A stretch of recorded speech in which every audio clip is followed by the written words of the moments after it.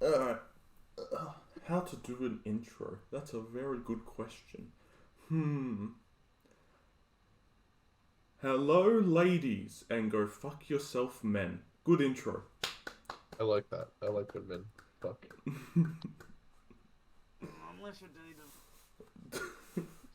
That's just gonna be the intro now. Today, we are reviewing all of Bleach. Oh So if you no. haven't seen the fucking manga, then get the fuck out. Unless you don't want spoilers. But Oh yeah, there's gonna be but if heavy you don't manga want spoilers. then we're gonna talk about shit that you might not like to hear. So I just warn you. Okay, If what, you don't, what what's the biggest Bleach spoiler? The next arc. Uh, there's like there's so if much. someone were to like if someone starts One Piece, you know what the spoiler is, right? But if someone were to Hmm. s- start Bleach, what would you say would be the definitive spoiler? Oh. well, I guess we've already done the warning. So if they're still here, well, tough luck. Ishin Mina Shinigami. Yeah, Yeah. I'm I thinking was of gonna say Ishin stuff. Because I had to keep my mouth shut for so long about Ishin until we actually saw it. And then I got happy. well, maybe it's either Ishin or I think it's where Sasuke Aizen planned everything.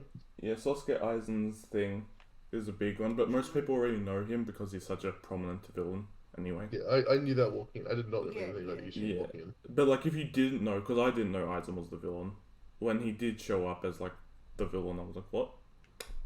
Hmm? Hmm? What is that? So I remember not knowing he was, and then I was playing Jump Force after I stopped watching Bleach, and then I saw him. I'm like, oh, so he's alive, isn't he? So that's not. Yeah, well, there you go. I will stop now. Not only is he alive, he's one of the strongest characters. But he's in a chair now. He's just having to sit down, Just having to sit. getting more powerful and more powerful and more powerful.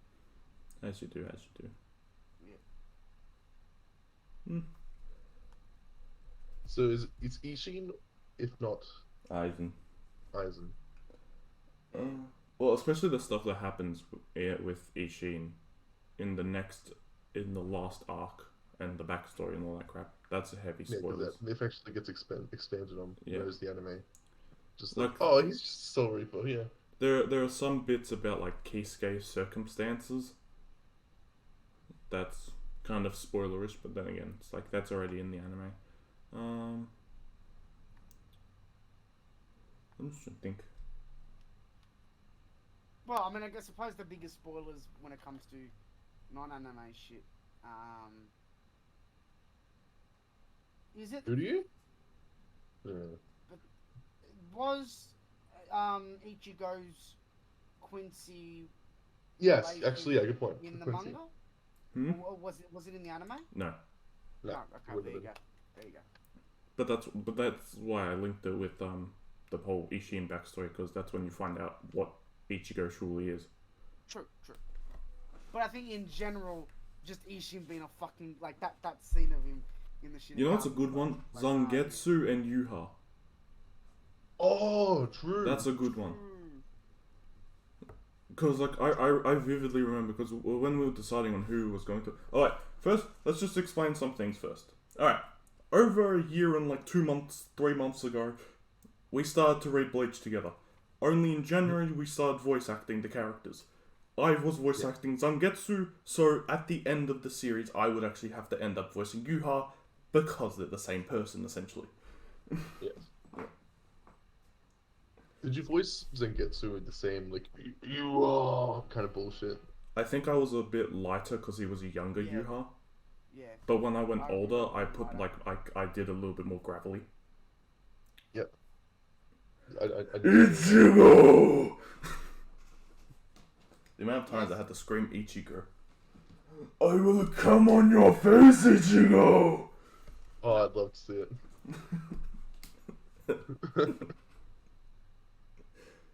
Only Chad's allowed to do that. Oh, That is one of the interesting things, though. It's like once you go like into the anime, the next season of the anime, just to hear all the voices and just to like see how I did with some of the characters. Because a lot of the other characters, I went for Pika's situation. yeah, because a lot of the characters I at least had some sort of reference to kind of try and do something. Otherwise, I would do my own thing if I didn't want to. I had none. Yeah. Well, I had one reference, and that was Ruki's. I tried to sort of mimic Ruki's. My references were different characters. But yeah. Other than that, all of them I just did whatever.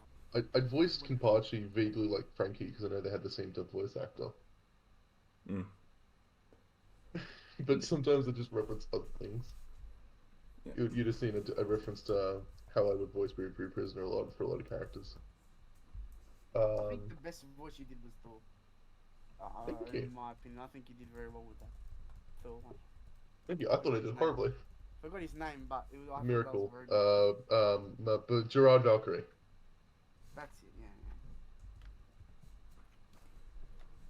This is what I put for voices on my list. I put ones that I quite liked by doing myself and thought I did well, which is why I didn't put Shinsui on there. Because I still think I'm. Alright? I wasn't proud enough of it. I think you messed yourself up a little bit too much over that. I mean, we might, if we're talking about voice actors, we'll just go through that one first then. On our little list that we made. This conversation naturally flowed into it. Yeah, which is better than me just bringing up random topics. I mean, I kind of changed the topic into spoil territory on account of the fact that we get a spoiler. Yeah, but it's a rant, so who gives a shit? Well, who gives a fuck? Oh, wait, I forgot to do something on the stream. Oh, hang on. Oh, yeah. Oh, yeah. Oh, yeah. Bankai!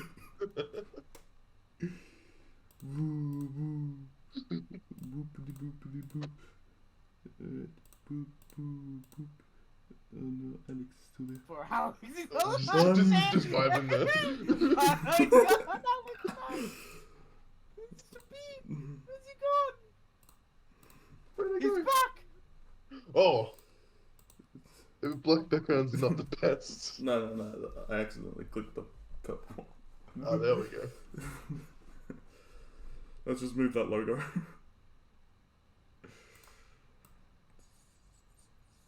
There we go. Yeah. I actually want to make them my profile. Let's match profile pictures.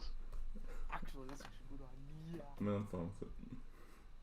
I sent you guys the images, so it should be fine. Yeah.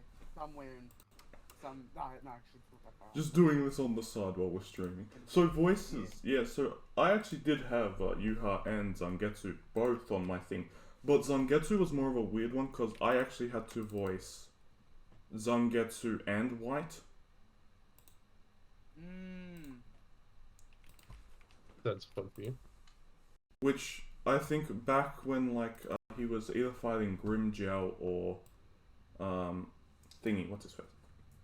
Grimjow or Ukiora, he had that little thing with his Zangetsu, and it was just White who was there, and that was one of the more interesting things that occurred. And I had to alter my voice to change from Zangetsu, which was a deeper voice, to a more demonic, creepy ass White voice, because he's a weird ass hollow. And that's partially why I put Zangetsu there, my Zangetsu voice versus Ichigo. And I think I did well when I altered my voice to change into that little form. I did it another time with Avonieri, and Kai and Shiba when I had to change the voices there. But I remember the Zangetsu one very vividly because I had to voice like a couple forms of Zangetsu because there's so many different Zangetsus,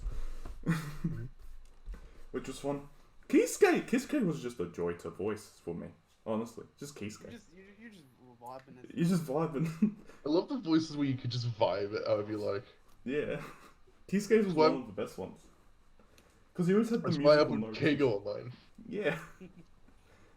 Kisuke did have a serious maybe I was better as other people, but... Keigo just you complaining about shit, really. Yeah. You were born for the role, Alex. You were born for the role. Some of your voices were the same though. Well, yeah, I was Ikaku, I made specifically just nothing except me.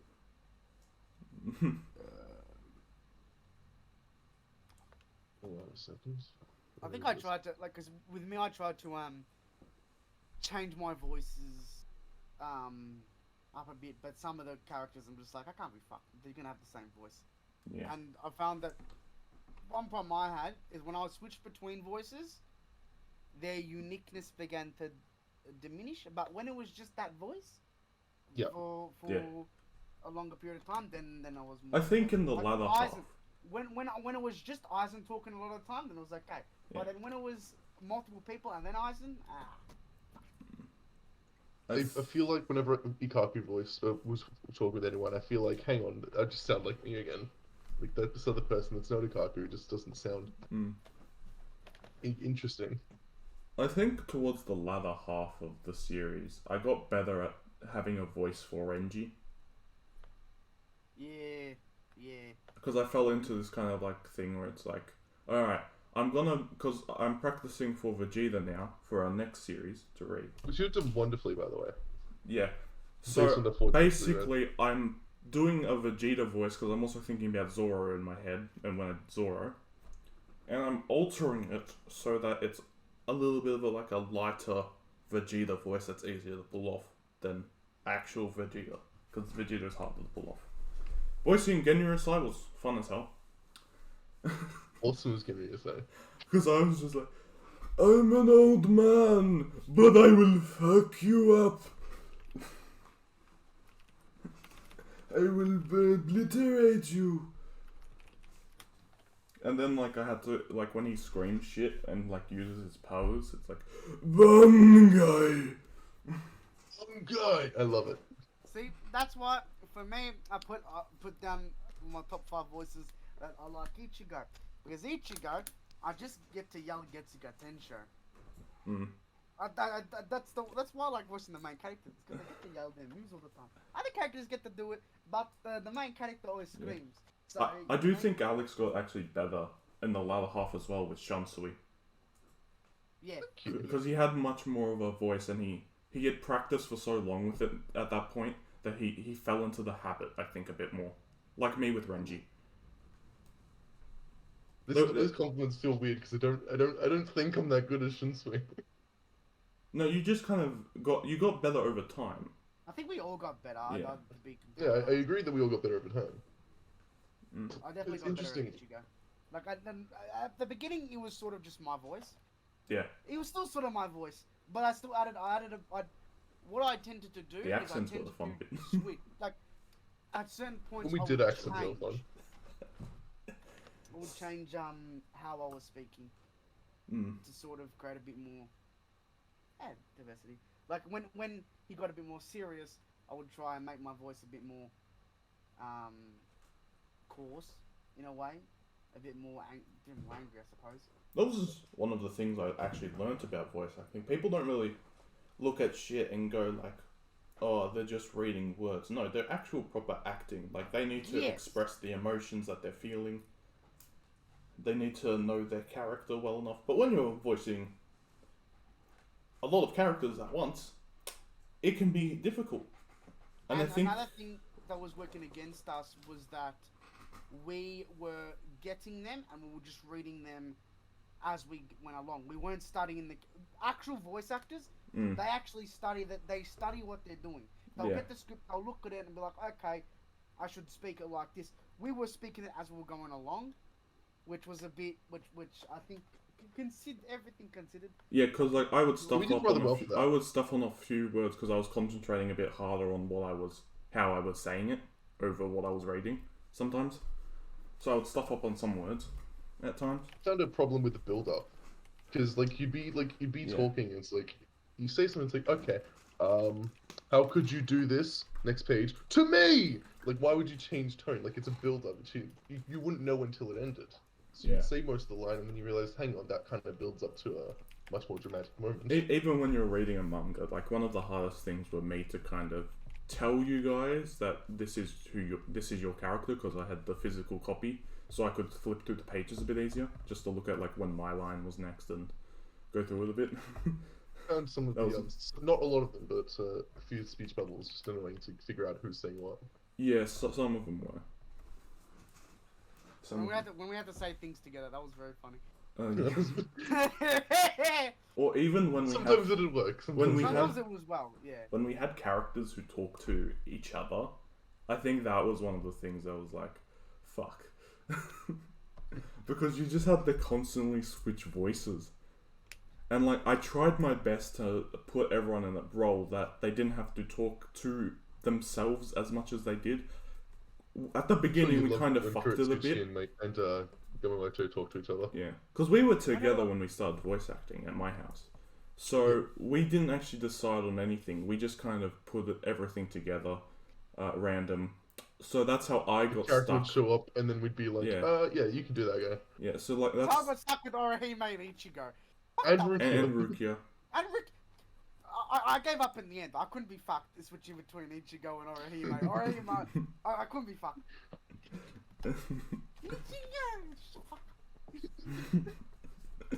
But if I have to, I don't want to do it again. I don't want to have to be a name caller again. Having to constantly say Ichigo, Naruto, shut the fuck up. I think that is how I ended up.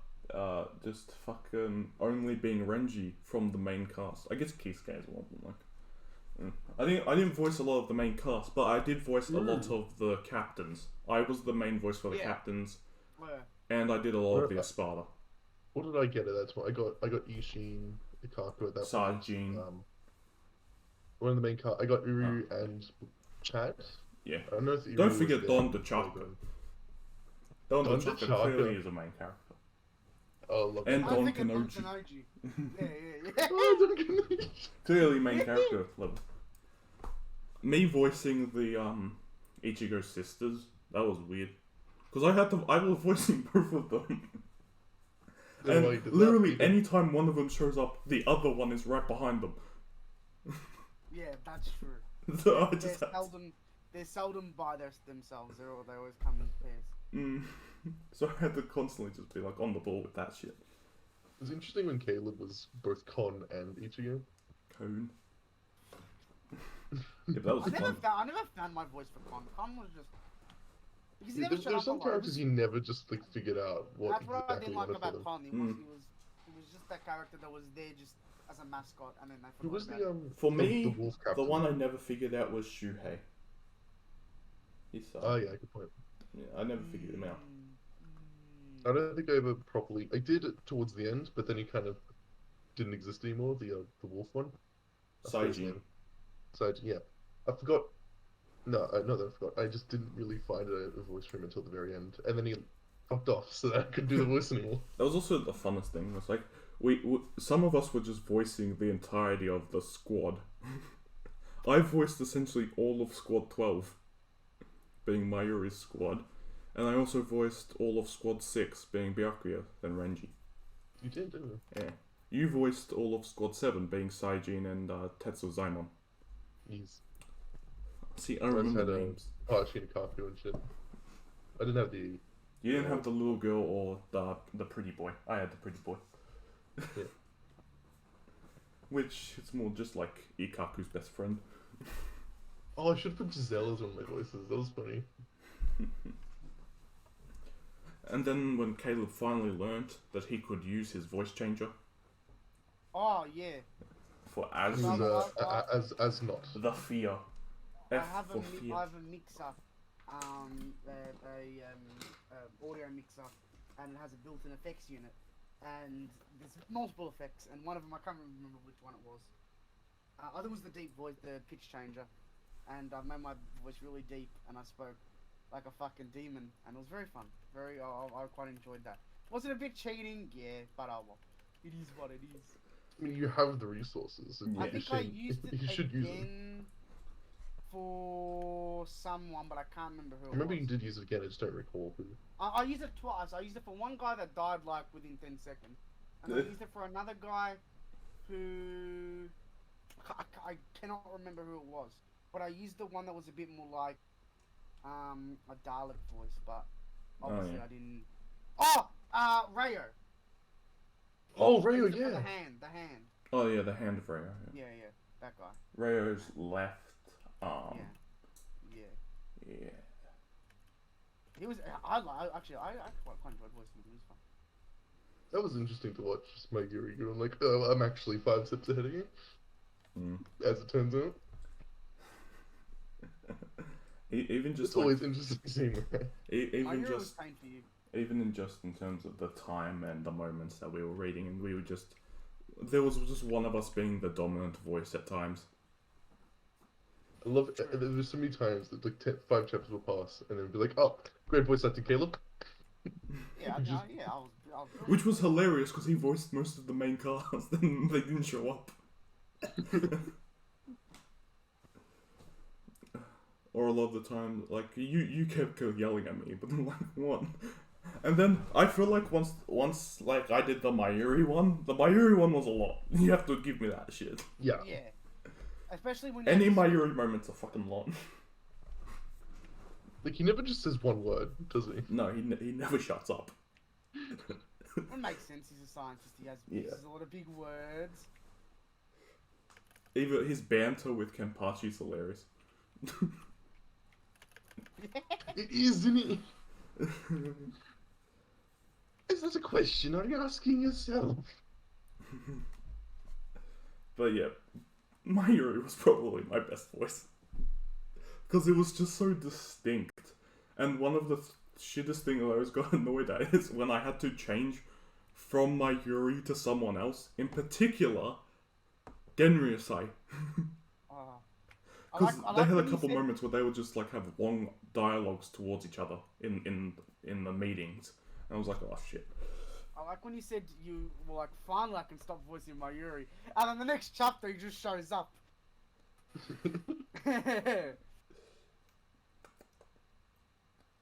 You know what I found rather daunting was, like, obviously these are like some of my favorite characters. I love Kenpachi and Shinsui. I think they have absolute chads and Chad. And then I had to voice them. Me, I'm a dumbass, and I have to somehow do justice to these characters. That I found daunting occasionally. Oh, you did alright. Thank you, but like when I got Kenpachi, I'm like, I have to do that.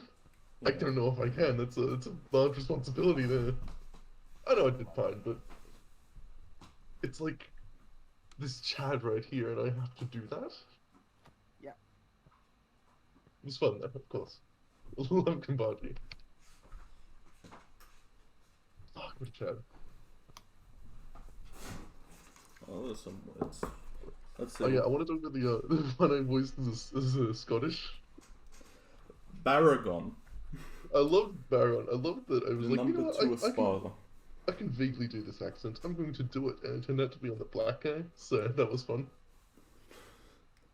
It's a black Scottish guy. Old man. Just full on fucking Scottish, right? Oh.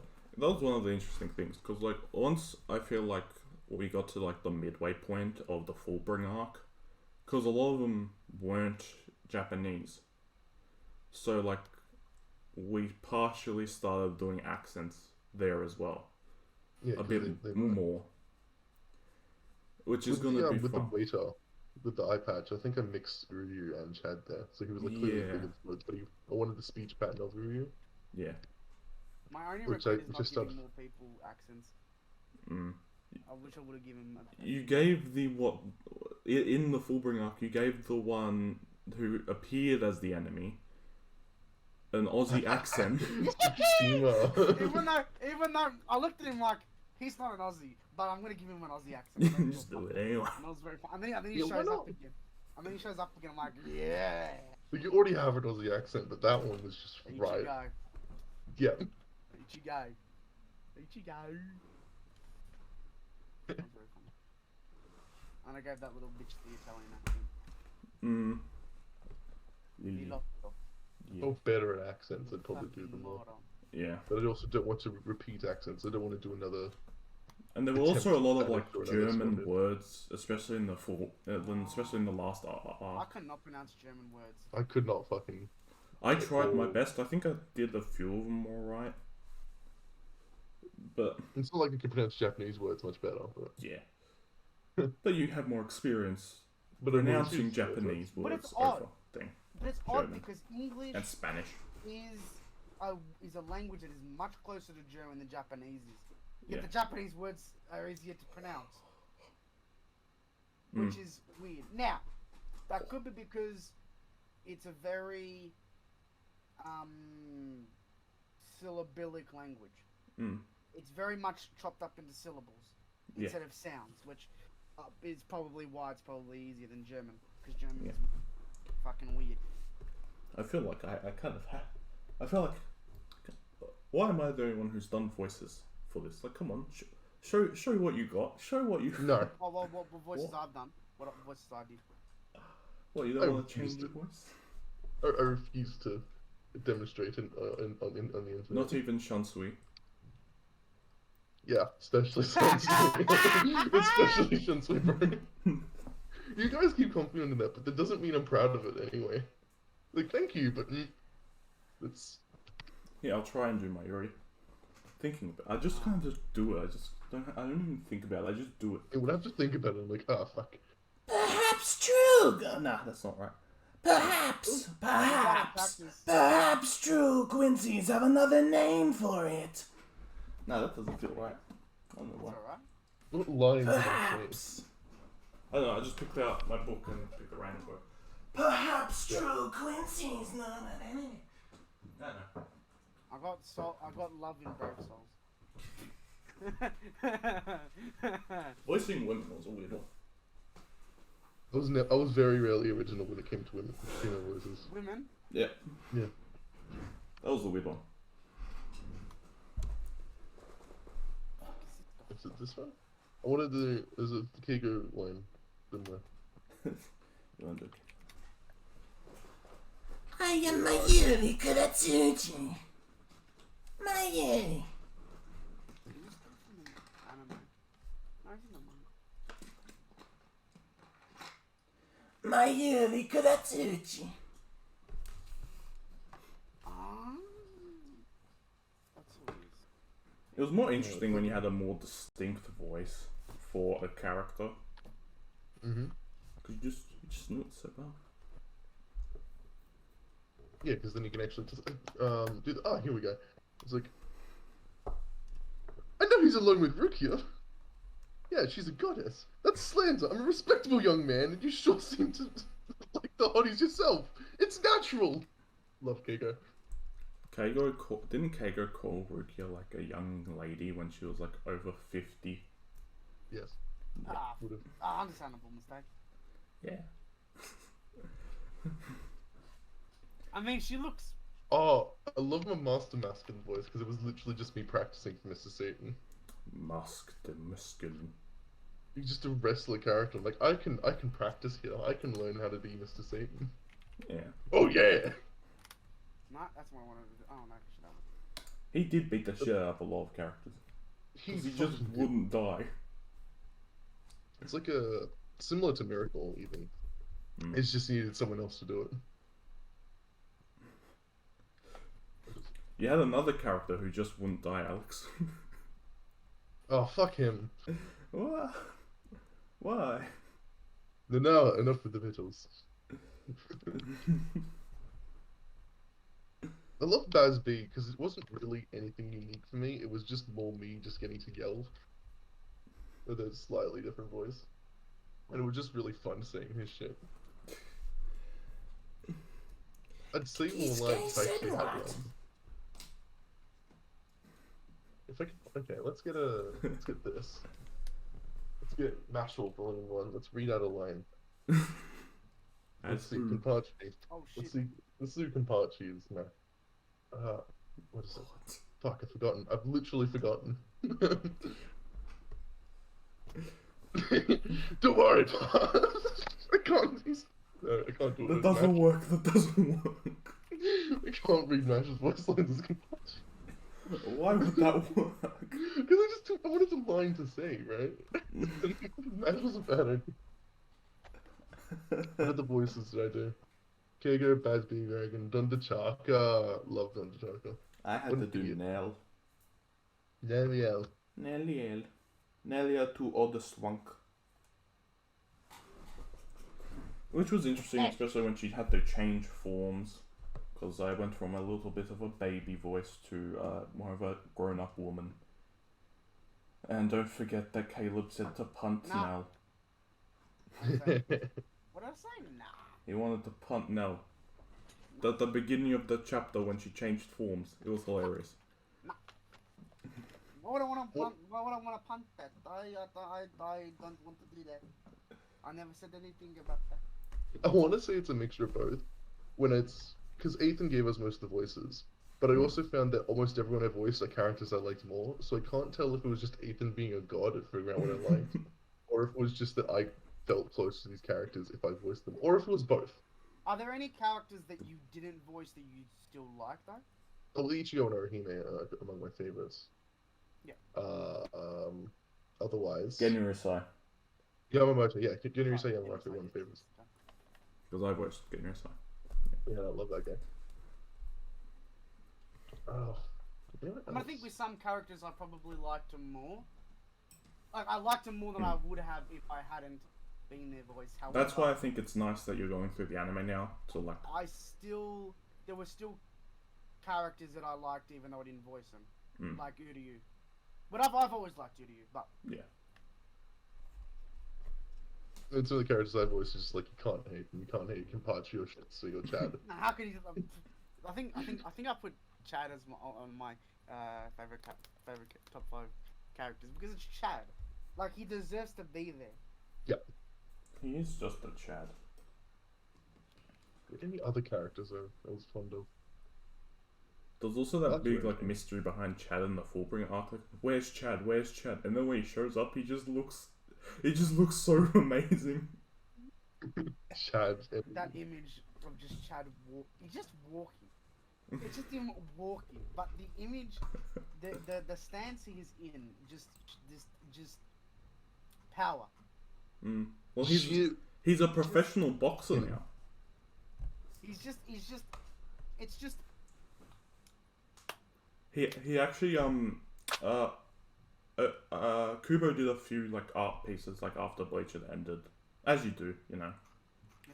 Yeah, and one of them was of Chad, like I think training, and one of the other people who was with him in like the boxing kind of a training was Menace McCallum, which was one of the Quincy's I voice acted.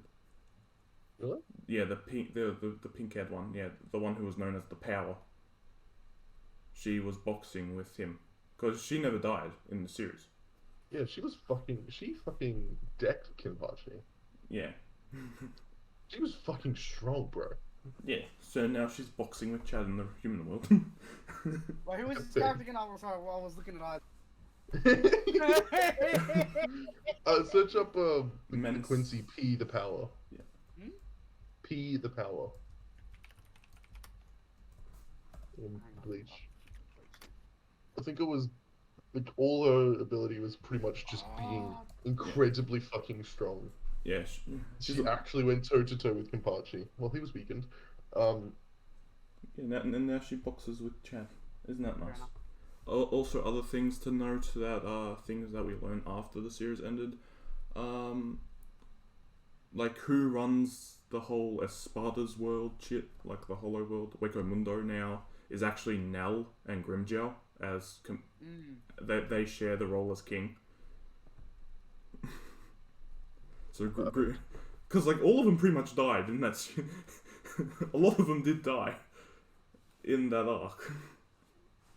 They were one of the like 2 survivors. So it makes sense that they would kind of take over control.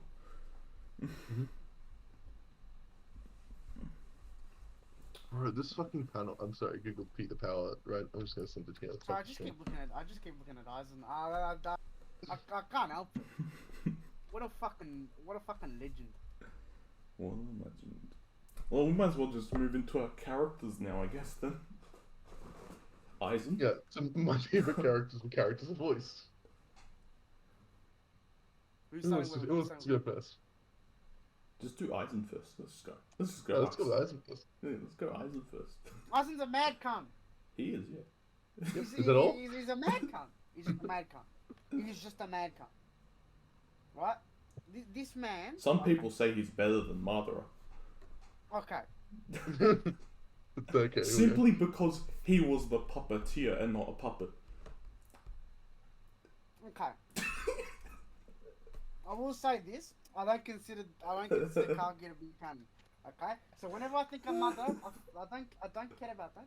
I take Madara from down. But even then, him and Aizen are pretty...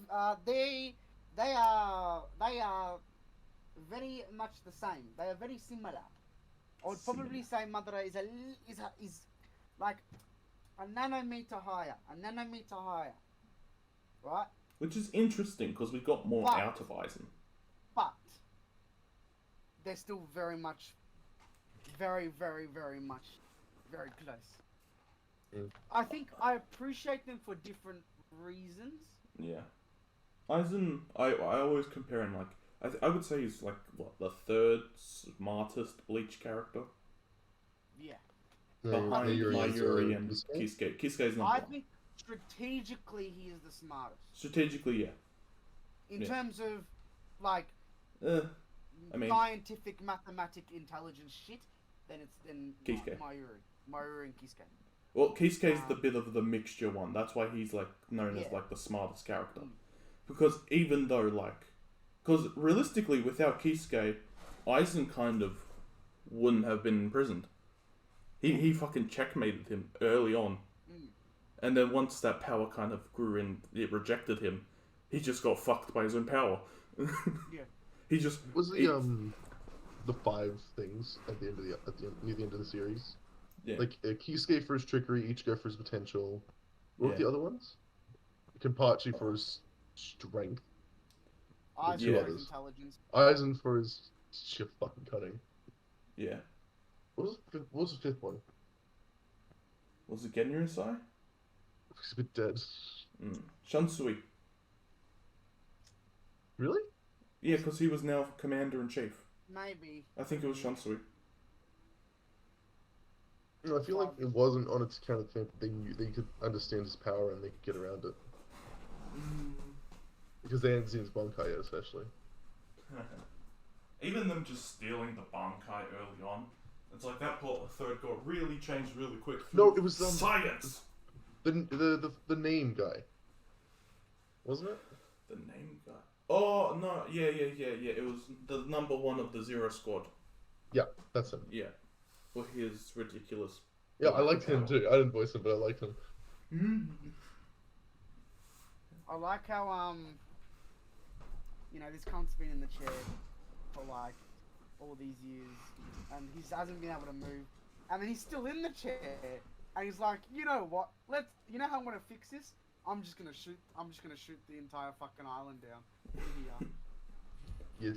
He didn't do it, but the fact that he could have done it from there is just like good man. And I'll get more into it when it comes to moments. Yeah. But he has fantastic. That's one of his moments that is fantastic. But there is another moment where he sort of became like, okay, this man is Toshiro. The after Aizen, it's Toshiro. I mean, Toshiro is my 3rd favorite Bleach character. He's like, I compare him he's to like- Neji a lot. yeah, He reminds me a lot of a Neji type character, someone who's a bit smart. He kind of knows his shit a bit. He's a little bit of a prodigy, but he has more of a detective kind of mind. And you really saw that with like Toshiro, because, like, especially in the Soul Society arc when he was questioning a lot of what was happening, and then like Momo just kind of like came and tried to kill him, because Aizen said the one I suspect is Toshiro just to fuck with. what he's one of those characters where I can't really explain why he's my second favorite. He just is. He's just Literally a me sick with cunt. Lukaku. He's just a sick cunt, and that's He was why one he's of the there. fan favorites. Yeah, he's one of And he the was one of most the popular captains characters we in the learnt series. more. We spent a lot more time with him than a lot of the other ones, Mm. which was also Especially in the funny. beginning. Yeah, because like Isn't it- after we were just hanging out in the human world, like Toshiro and Rangiku came, and Ikaku and Yumichika and Renji and Rukia, but that's not the point. There's only Many one of the- captain among us. Many of the captains were sort of like initially portrayed as, I don't want to say antagonistic, but when obviously they were sort of standing in Ichigo's way when he was trying to get into this society, and they were sort of portrayed as, that sort of thing. Meanwhile, Toshiro, we sort of more followed him a bit more on the human side of it. We saw what he's actually thinking, what he was actually sort of feeling. Unlike Byakuya, which was Well, Byakuya we learnt more There is about obstacle. once he lost. after. But And like the reason Toshiro's- and everything that he had done was quite valid for him and what he of was course, thinking. it's just Toshiro was sort of, as you sort of said, showcased, and we saw more of him to begin with, Yeah. which I think allows people to create a bit more of a connection to begin with. Meanwhile, the others are just sort of like, they're cool. They're just sick, badass cunts. Mhm. And then who have I got next? Chad. Yeah. Chad. Do we really need to explain this? No, just No. Chad. You can. You don't need to. He's Chad. I mean, He's Chad. I would say like one of my favorite like Chadish moments because he didn't get a lot of time to shine. I feel like in a lot of the other arcs, which was a bit sad. But like one of my favorite scenes is probably early on in the Soul Society arc, where he could just tell how Ichigo was doing, and he Yeah. could always like sense Ichigo because they were just that good of friends, that they always had each other's backs or some shit. I like that moment with Chad. And he's definitely one of the more humanistic characters, I think. Even though he's built like a fucking brick house. He's just solid. He's solid, but he did feel the most human. Yeah. Yeah. Then after that, it's Hashvalth. Juglum At Hashwell. that point, I was sort of running out The of balance. characters to put there. So I'm like, I like Hashvalth, so I'll put him. Recency bias. Maybe. But But only a little also- bit. But also, I liked his backstory. With I like that Bazby. sort of- yeah, I found that sort of interesting. Mm. How they were sort of friends together, and then how at last someone was accepting his ability and sort of who he was, and then he did join Yuha, but then he was sort of also Habak. partially against it and all that shit. I think it was very interesting. I thought it was very interesting how they how they did that, and yeah, I suppose that's sort of the only reason he's up there. But yeah, it's alright. He's okay. And then after Hashvalth, I've got Lisa Yodamaru. Again, I was just running out of people to put down. Yeah, let me get. Yes. Lisa. The one who likes hentai. Oh, right. The That's what she's on there, previous, the one who the likes previous Squad 8 vice captain. Yeah. Before the I whole recall that. vice thing happened in the past. Can't really Turn talk back about the it, but pendulum, or whatever She's it's just, called. she's just there because I ran out of people to put on there, and then I just put it on there because I like her. I mean, Lisa was, I feel like, one of the more interesting characters. Because, like, it was even shown, like, with the visors and all that crap. When they came back into the scene in the final battle against Aizen, Lisa's the only one who had anything to say to any of the captains, being Shansui. And she just kicked him, and telling him to get the hell up, because he was just, like, laying down, being lazy. He wasn't hurt or anything, he was just laying down, just having a bit of a snooze. Yeah. Ali. And she's also Hello. she is also now the Squad 8 captain, which is nice. Hopefully we get to see more of her and what she's capable of in the next arc. What's Alex's favorite character? I wonder if it's a surprise. Ishin. Ishin, without a doubt. Big Who was Dad. my favorite character from the beginning. Obviously, I tend to quite like father characters a lot. And with her at one of the earliest arcs with not the funeral, sorry, funeral. When they were visiting his mother's grave. Anniversary of the death. Yeah, that's the bitch. Aside from the fact that Ishin's fucking funny as fuck, and he just fucks around all the time, even though he's a father and a quack doctor. The moments he has with his son to genuinely say like, you're enough. You're my son. I trust you, and have my foot up your ass. Yeah. Why Even not? when like Ichigo finds out who Ishin really is, there's still just that Yeah. thing of like Ichigo is like, you can tell me at your own. You can tell me on your own. Yeah, there's no like, give what you the time. fuck? Why are you a Soul Reaper? It's like I understand that you're an adult and you have your reasons, so I'm not going to pester you about it. Tell me, but I'm not gonna. At your own pace. Yeah. When you're ready. Yeah. He understands that it wasn't something just trying to be hidden from him. There was something he didn't know or couldn't know. Especially growing up when we learned a little bit more about the circumstances. Because Ishin only got his powers back once Ichigo became a Shinigami. What I find interesting is, despite the fact that Ishin most of the time is just a fuckhead, he just fucks around, Ichigo still has that trust in him immediately. And he's Is still a able to dad. rely on him. Exactly.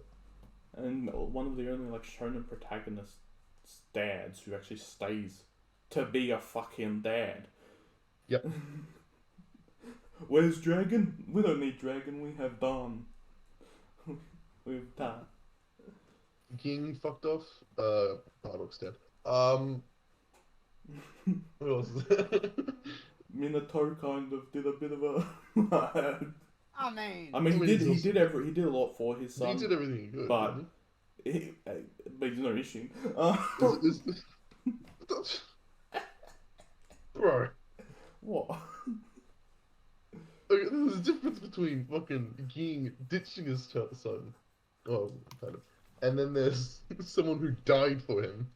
I still find one of the funniest things was like Toshiro and Rangiku were in his house and they did not notice. Because he was Squad 10's captain, as Rangiku as the vice and third seat Toshiro. And Toshiro took his place after he went poof. He just vanished. And there was a few like interesting things like in the anime, and like just because I was reading physically, I got to see like extra pages and notes of like just character designs that just Kubo did for the anime as well. Some characters he never had like time to like flesh out or whatever. Like he designed a character who was stuck in Waco Mundo, a soul raper stuck in Waco Mundo, and he had lived out his essentially like 100 years there or some shit. Or like, I think like 200 years because like he was like a really old, not an old guy, but like an old Shinigami from an old era. I think next on my list, I don't know why, aside from the fact that I voiced him and he's fun, is Ikaku. At some point, I forgot the exact reasons why he's up there, but I think he beat Ishin at one point. When he got, around the time he got his Bankai and he was vibing with Keiga. Yeah.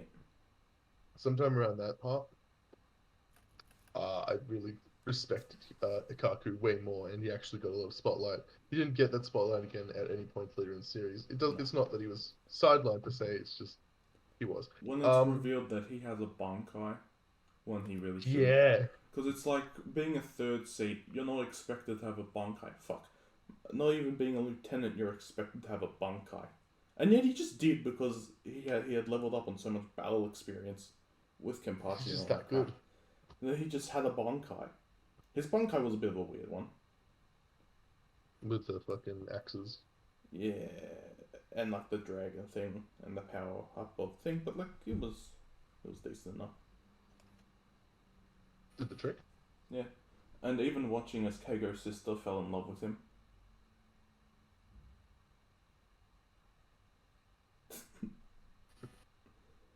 They're just Keiko's sister fell in love with Hikaku. He was so Keigo's not, handsome. isn't like next, but I'm going to talk about Keigo now.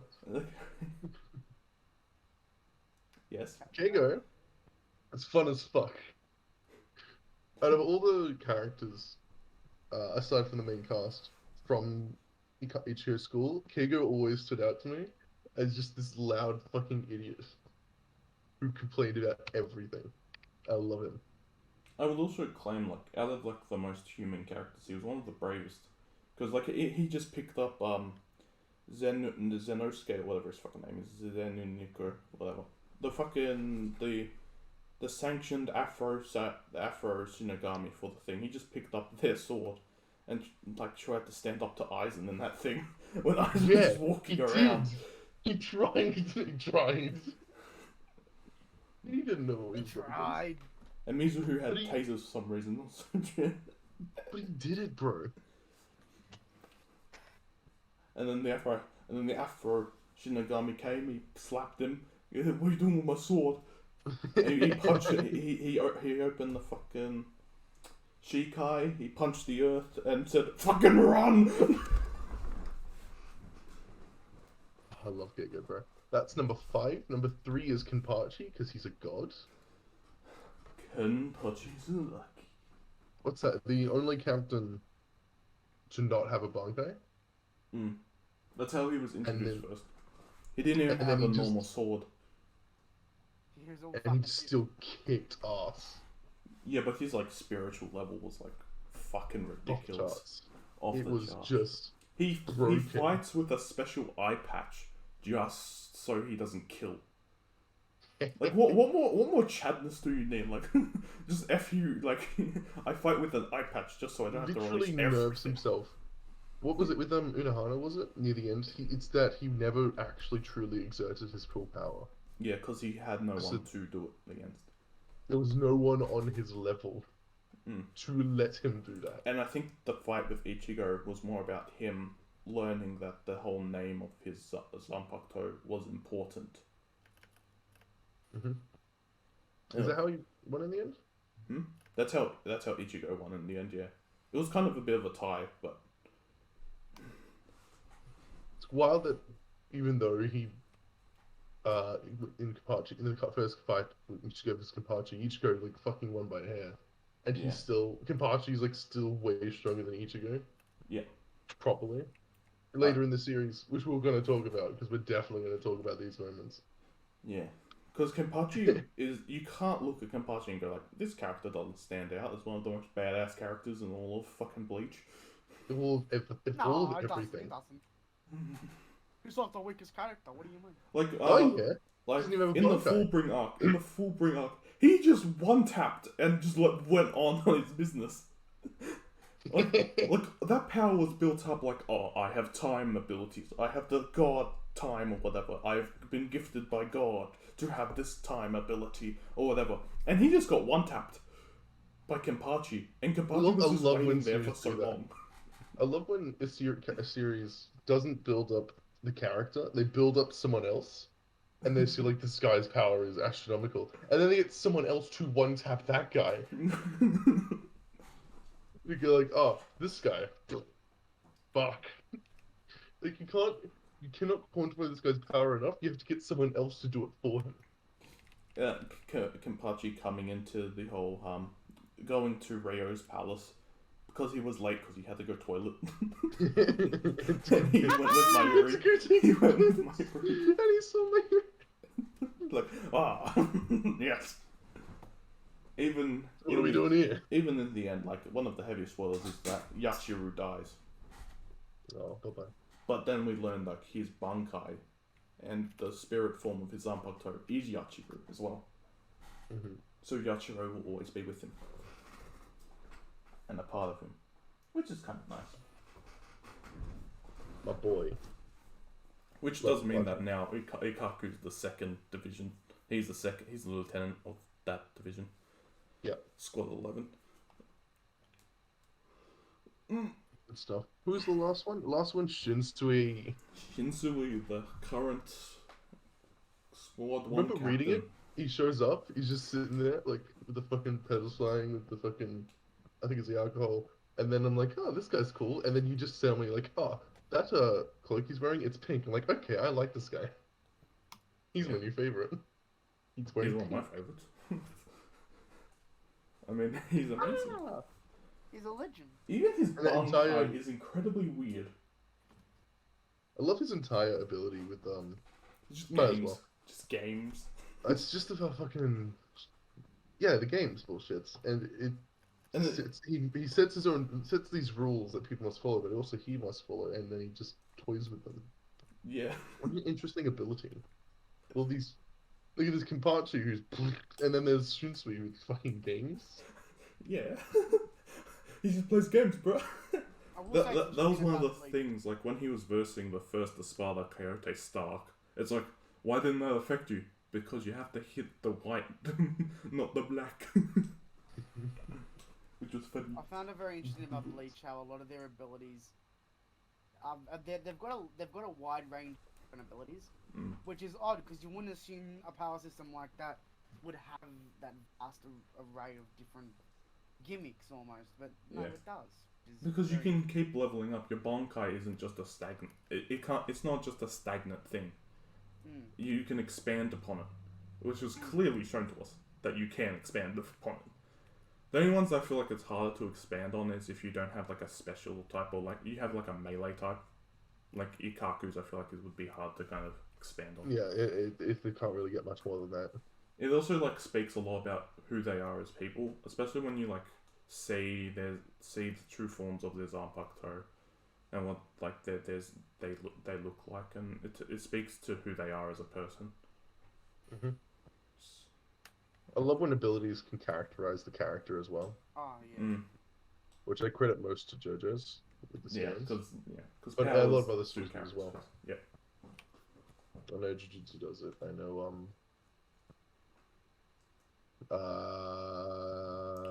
I'm out of examples. One Piece does a little bit. Oh, Black Clover does it. Oh yeah, Black Clover But does One it Piece, perfect. but One Piece is more, Weirder. I suppose, detached Yeah, because it's not like you get the ability based off of nah, your personality. You get it based off of what you fucking ate. yeah. But still, But yeah, Oda still writes how it you to use match the the character. ability. How It's you dependent use it is on who you are, definitely- yeah. Like an L. Anyway, back to Bleach. Yeah, Bleach. Yes. Yeah, those are my 5 main characters. See, I didn't actually do a list of my 5 favorites. More of the 5 characters I feel more connected with than any other characters. Because realistically, if I was going to have top 5, Yoruichi and Toshiro would be in mine. However, no, because number 1 is always Kisuke. Kisuke is a mad lad. Absolute mad cunt, that one. He's just a mad lad. He listens into your conversation just for the perfect time for him to enter. And he sends That messages. timing of him. And he there's this one thing where it's like to Ichigo, open your window, and like this thing, and this message just comes splattering on his wall, and it's like blood and shit. It's like it's speaking him a message, and in PS symbol, this is not the stereotype of this thing. He just adds his little notes in as well, and he definitely is the smartest character. He bloody created the bloody Hyokin, or whatever. The Hagakure. Hyogoku, yeah. Oh, good kid. That item that I forgot what it does. It's I essentially remember an it enhancer. exists. It gives you god level powers. That's what it does. Yeah, but I mean like more like what it precisely does. I forgot what it does. But Well, it's a bit of a The weird specifics thing. escape us. yeah, that I should. I mean, him just doing his shits, like him fighting, and there was always this mystery about Kisuke for me as well. Like, who the fuck is this man? I love him. He's hilarious. To watch him and be a bitch to It's everyone, funny. and to see his relationship with Yoruichi. And then it's like, and then I just Funny wonder, man. like, what's with the kids then? What's with Uri? What's with what her name? Uru and the redhead. Can't remember. Is it They have redhead? Kids. The kids. Can't remember the name. Jinta. They're not. That's it, Jinta. Ah, I love Jinta. He's funny. Yeah, that's right. They're one And of the those, big it's one of man. those- And then once it's you one of get his those- backstory, you learn so much more about the world itself. Like, that was the first time we ever heard of Zero Squad and Reiho's thing. That's why you learn about that crap to only be put into the series in the final arc. True. And we even meet one of the previous captain of Squad 13, I feel like you need to give being the food one. Bleach credit where it's. No, I don't think you give Bleach enough credit with its setup. It did alright. Of how much it just absolutely. With the Squad Zero, you said, with the Quincy's, with Ichigo, it sets these up hundreds of chapters in advance, and it only delivers on it way later. Even Ishin, or everything. Yeah, we Ishin's learn backstory, Ishin the Shinigami a lot early into the series, and you even see Kisuke with him as well. It's like, oh, so they know each other, eh? What's this all There's about? so much the series sets up so far in advance. To finally deliver twice or much later on. A lot. And it does do that. Near the end with the Blood War arc, we actually get characters who didn't use their Bankais actually use them. Shunsui and Kenpachi. We finally got that we wanted to see, and we got to see Yamamoto at his fucking peak Genryusai, in that arc. So any anime watchers will have these things they never got to see. which is gonna be a fucking amazing. Oh, they're gonna say Like it. Genryusai, No, like, they're gonna see it. even with Genryusai, like he was like, because he was 1v2ing his two most prominent fighters, being Jushiro and Ukitake, two of the eldest captains and court guard people, like he watched over. Yeah, And he's the one, and it's like, and we don't even actually get to properly see the fight because we're saving it for later against Yuha.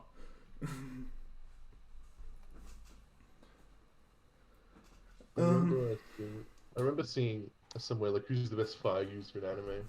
I saw one with Yamamoto, and I'd been halfway through Bleach by this point, and I'm like, okay, he's cool, but is he really up there on the? He is. He's up there. Yeah, he's up there. He deserves to be there. He bloody, like, obviously, like we've already said spoiler at this point, but like he bloody resurrects the people he killed with his power. Oh yeah. He resurrects them just to fight along with him. Like Sanka that's no Tachi. yeah, Southern Itachi. It's fucking like what? He just does that? What? And that's only one aspect of what he's capable of his Bankai. He has more abilities with his Bankai. That's what you get for living 1,000 years, I guess. Like how we've already talked about a lot of powers, so when we get powers point, I'm like, oh, we already discussed some of these already. We can go more into it. Well, I was Yamamoto. trying not to mention Yamamoto's some. was on mine. I mean, I was trying not to mention some because yeah. for that reason I didn't want to. I mean, Kisuke was just always that character who, like, he did feel a bit more like you couldn't have a lot of what you had in Bleach without Kisuke. If you know what I mean. He was kind of always that one that was there. He was the one who was doing everything. He was always the one who was teleporting them to different places. And ultimately just being an ultimate Chad. Here you go. Here you go. Even just his aesthetic, like, he's just in the world of living his candy shop, you know, as you do. Casually. Just casually. My next favorite character, my number 2, Mr. Byakuya Kuchiki. Byakuya Kuchiki. Byakuya is just a great character, let's be honest. He's a lot more of a nobilistic character, as like one of from the 4 main houses in Bleach. But I just really like that. You know what's interesting about because I found it interesting before when you said Toshiro reminds you of Neji. Byakuya actually reminds me of Neji more. Yeah, Byakuya reminds me of Neji. Like when I first saw him in the anime, I'm like, this is just Neji, or Neji's just him. But whichever came first, I'm not sure. And I don't particularly care who came first. But I felt they were very similar characters. Perhaps that was also because of the sort of familial nature of how Byakuya's related to, well, you know. That I quite think credits a related lot to how to where I is. and how Neji's related to Hinata, that sort of family thing. How you got the Kuchikis and the Hyuga and that sort of played it. But yeah, I found he was a bit. He reminds It's me definitely of- the family thing that mainly reminds Byakuya of Neji a lot. but also the cool and collected nature, I suppose, of both. Respectable nature, even. But you can see where I came from with the whole Toshiro Yeah, no, I can being see. Yeah, no, we get it. Yeah. Personally, I see Neji more in Byakuya. I don't know. I don't see it as much. Because the whole family thing is very different and stuff, and just like It is different, because keep in mind like the whole aesthetic to Byakuya was like he is the head of the house. He is. I feel like he's much more like Hisashi. He's a lot more like Hisashi in that motive. I think, like Hinata's father, yeah, true. and how like his brother had to die just because, even though he didn't want to, and then like Rukia had to die just because of. Byakuya could pass off as a Hyuga. Yeah, he's a Hyuga. He could pass off as a Hyuga. Give him a Byakugan, it's like, okay, long hair, fucking, you know. He's definitely one of the more distinct characters, even just like with his hair pins, the way he talks, the way he fights, and like him just like even when he brought Renji and Rukia back, and he's like, my mission was just to bring you back. What you do when you got here is not my problem. And like he found work around to like this noble person who would do the job, and like a lot of the things he did, and even bringing in Rukia into his household was just for his wife, who was Rukia's elder sister. And there was a lot with his character that you got to unpack. And then he had banter with Kenpachi as well when they fought together. And he was definitely one of the more stronger, more prominent captains, because he was the first captain we met as well. It's kind of like having like Mihawk come in, like this is the world we live in. Back to One Piece. You're a weakling, and that's what like I think that's what I think Byakuya did for the story a bit, like Renji struggled against Ichigo in that little bit a bit, but then when Byakuya started fighting, it's like nah. Yeah. Nah. It's over, mate. And he was a good point to be an antagonist for the first kind of part. Like, this is who you must overcome. But who has a ridiculous power. My next on my list is Gin Ichimaru, Mr. Snake Man himself, who puts his snake in Rangiku. Oh. That's the way to put it. I mean, from his introduction into the series, when he just like stabbed Jirobo or whatever his name is, the fucking guardian of the gate, and he's just like bye bye, and the gate falls and just bye bye. His whole like little aesthetic of him just being the absolute snake that he is what made me like him a lot. Like even him like being shown as the villain, even though he really wasn't the villain. And then at the end of his life, and at the end of everything that happened, everything he was doing was for Rangiku, to make sure that she could live a happy and peaceful life, and to kill Aizen.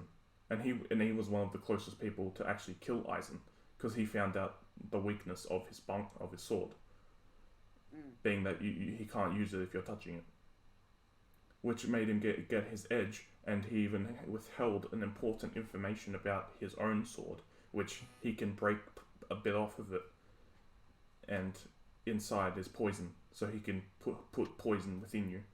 And just this sword was so unique as well, how it just did a flash. And when you look at backstories as well, he was presented as this prodigy amongst the Shinigami, and rose to be a captain very quickly in comparison. Gin and everything he did is one of my just absolute favorite characters. He dying and being like a secret hero. It's kind of like, it's like, why do all my favorite characters die, man? And Gin, I wish we got to see more of him. I think he would have been a little bit more interesting if we ever actually did get like a proper one-on-one fight with Gin. Because like I don't think we ever saw what he was truly capable of. Like his opponents were just kind of like slight things, like he just meddled with a bit, and then you had the one person who was like stronger than everyone that he tried to fight. Especially at that point when he had the Hogoku infused within him. But still, Gin, he's a good boy. And you can't be mean to Gin. My next one is Ukiura. Ukiura's a fun character, isn't he? Yeah. The fourth Espada. The one who, because like the way they were going about it was like the holes were depicted about like their emotional state or whatever, and like they all represented a different part of like death or whatever aspect of death.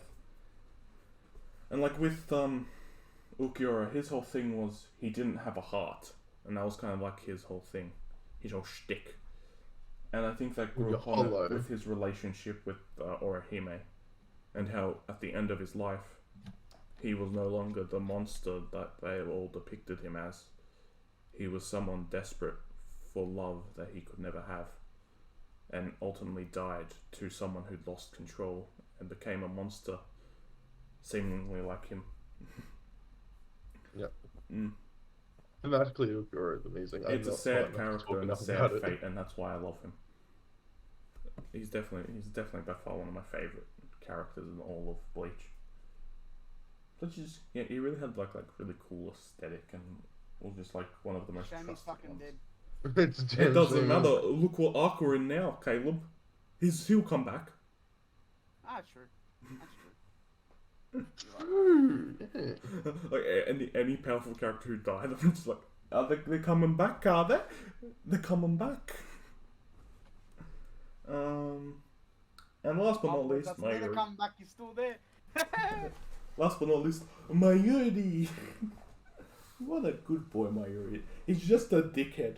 He's just a dickhead. He only has self-interest. As long as there's science, he has long ass monologues and crap, but he's just a fucking dickhead who fucks with people, and I love it. You know what I do actually really appreciate with his character? It's he reads a lot of books and he doesn't believe anything that's written in them. Mm. He has to actually do and check it for himself before he actually takes something as fact. That's a good. Like, I once read in a book about this, but I never listened. But now that I can see that it is true, because when it with Rio. Yeah. And I really like that part of his character. Even like Mayuri versus Shialapuro, it was a stellar fight. That was a great fight. Like him just like, alright, from your perception, it will be like I'm stabbing you 100,000 years. Even though he's already been killed. For him, the perception's so fucking slow that he's just still slowly dying and dying and dying. Cruel. Especially like seeing like after that, because like Shialapuro was kind of like beating the shit out of a lot of people because he was a lot more tricky. But then you have another tricky character with like the ultimate poison ability who can change his poison like constantly, and what poison he uses and the consistency of it or whatever. And just seeing like his relationship with other characters like Akon, Nemu, him being an absolute bitch and trying to kill Kisuke. Yeah, everything with Nemu's character with Kurotsuchi is actually amazing. Mm. I gained a lot more appreciation for Yuri near the end with that. When everything about Nemu came to fruition. Yeah. I very much like that that sort of thing that they did to add to his character. Mm. Which was always there, by the way. It was always there. Yeah, well, I mean it was, but they sort of it came to fruition. Yeah. So to speak. I think the proper next step would be maybe talking about powers. Powers. Power. Let's look at it. I feel like we should just talk about the powers that multiple of us had on the list. I think one we would all appreciate is Sinbon Zakura. Yeah, that's pretty sick. Sinbon is definitely my... Because Kisuke exists, it's not my favourite ability. It has to be my second favourite ability, because it's just amazing how he's just like, his blade becomes leaf, his blade becomes petals, but all the petals are blades, and it's the ultimate defense. It's a lot more like a Gaara type ability. Yeah, it is like Gaara, isn't it? Yeah. I And think it like he works can both just ways. control it. It's a defense, but it's also an extremely powerful offense. Yeah. Because its defense works on offensive ideas. Best in a way. defense. Offense is the best defense. Well, Yeah. yeah, because it defends by fucking shredding your fucking body if you come too close. As you do. It even like just he can even extend it even further and create more and more and more and more and more and more and more and more blades. And he also had like one of the fastest flash steps abilities Byakuya did. So it's like imagine someone with speed alongside with an incredible power. What was his Bunkai again? Like what was Bunkai the with the actual swords. behind his Bunkai? His Bunkai, he created more swords, right? He created more swords, and then those swords became more pedals for him to use. Ah, right. And his Shikai, There's this one double page spread that I always look at. he can just blast it out of his fucking hand, just fucking leaf pedal. Byakuya What a shit summon. Kuchiki Bunkai. I can Google it. Feels good. And as he trained, like he gained more abilities, like with the whole, because he went through the training just like Ichigo, Renji, and Rukia did, like after being healed. So his extent increased. Actually, who is it in the anime? I won't bother. What's the next one we want to talk about? We talked a little bit about Ryu and Jaken. Ryu and Jaken. Genryusai's ability. Hmm. We can talk a little I bit loved about everything about when that entire thing. that entire fight. Everything about Yamato, Genryusai, bullshit. Genryusai Yamato. Ah, yeah. in that Yuha fight, quote unquote Yuha fight. I mean, it was a Coolest fucking thing. very stellar fight. Very stellar. And all the things that he was able to do with his fire and shit, it's just his insane control. And you even looked up the math for it as well. Like it wasn't like the top of this; it was like somewhere in the middle-ish of the sun or whatever we were looking at. Like the amount of temperature you could use. And just like that was one of the funny things. Is like when he releases his blade, it doesn't even need to be like in his Bankai or full state or whatever. As long as it's out, if you have an ice or water type ability, you're fucked. You can't use gone. it. You can't use it. It's just gone. It's just gone. It's like, oh, what can beat fire? Water. No, you can't use it. No, you can't use it. The humidity. It's too hot. It's too hot. There's His just so spiritual much pressure. heat. Too much. So hot. And And on top of that, you can resurrect the fucking dead, basically. yeah. And one of my favorite things was more the aesthetic of his sword. Because, like, you look at his blade and it's like, that's a sword that has been used. Yeah. It's nothing fancy, it's nothing over the top, it's one of the most simplest swords. But you can just look at it and go, it's been used so goddamn much. And you have to even give him even more credit, because, like, Aizen was always the character who was like, oh, Aizen's so powerful, no one could beat Aizen. But Aizen even states, he would never be able to beat Genryusai. Because his power is too much for him. Not head on at least. Not head on, yeah.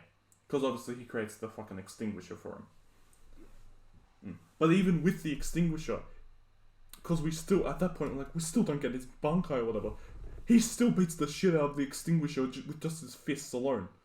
So he doesn't even need his sword. He still incredibly packs a punch, and then you also got like some of his keto and all that crap. He just fucking wrecks shit that people were having problems with. Wait, hang on. I want to talk about, like, when was it the Quincy's? Where they broke into into it. It's like, you've got poor security here. Anyone can just come in and come and try and kill you again, you say. And it's like, this place needs no protection. Because I am here. Yeah. It doesn't need a guard. Why would it need one a in the guard? room at any point. It's like why is there a guard for the Hokage's room? Which there are guards for the Hokage. Why are there guards for the Hokage? They're fucking Hokage. But then again, it's like I always imagine like Hokage level is just essentially being a captain, not being the first, just the captain level. That's how I always pictured it in my brain. Yeah. Mm. Bro, Genryu's so fucking cool. What's another ability? What does Alex have? Alex has Shansu's ability. Shinsui's fucking... Katen Kyokutsu. One of It the was only the- it men was with the two theater. swords as well. Aside from the game thing, it was also the theater where he puts Yeah. the enemy in twist play that they can't get out of and forces them through a theatrical execution. And I just found that so fucking cool. Yeah.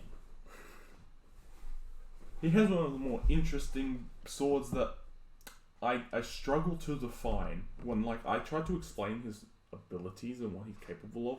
He is one of the more harder ones to kind of explain what he does. Yeah, it's not easy to... You have to really Because it's see not it in just one context. thing.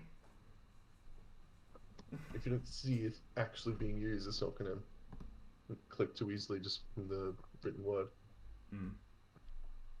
He also has one of those abilities where it's like you kind of do have to talk about what's actually happening, because I think it becomes more effective when the other opponent knows the game you're playing, and some like moves become more deadly if he strikes at a specific point. Shit. You had M the Miracle, Alex. Because that was cool. If something wasn't possible, he made it possible. What kind of bullshit? What kind of absolutely broken ability is that? They all had pretty broken abilities, let's be honest. They did. Yeah, but he's aside from the one that Shun's before, he was like after Yuha and Harshwell combined, there was the most powerful being the God cunt that Shunsui lost to, and then it was the M the Miracle. What do you mean? What about Askin? What about him? Was he not powerful? Doses you up. It was fuck, names aren't in my head. Ask him. Zorn. What's his I name? remember who that is. I don't. I'm an idiot. I'll look him up.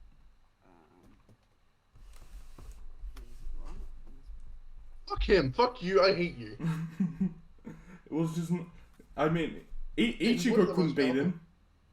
He's one of the most powerful, and he is one of the most commendable because he wasn't up there initially. He worked his way up there.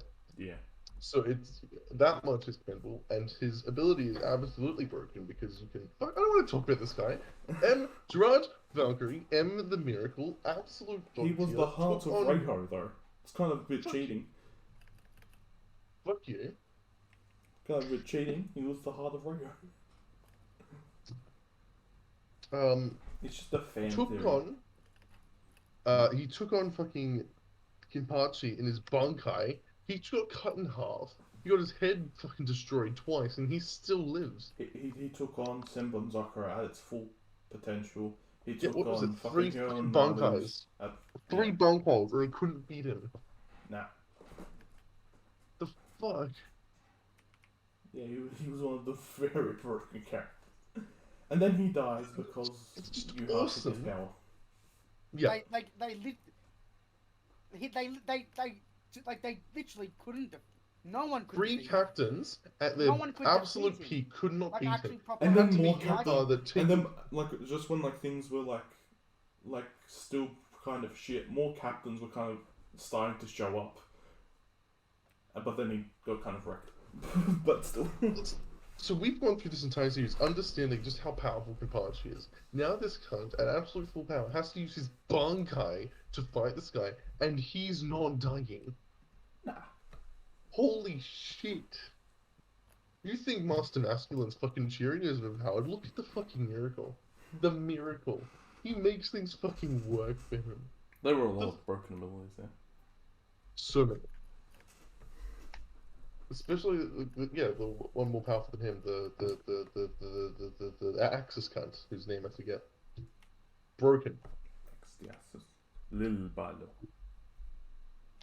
Lily Balo. What's the other power on the list?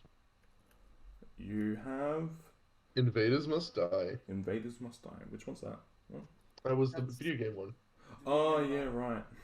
He had a cool ability. It was cool, and it's only there because I remember it well. The Orihime, like, what? Donuts. You know what? I might actually. It is a pretty strong ability, Well, yeah, it's amazing. but still he couldn't win. Nah.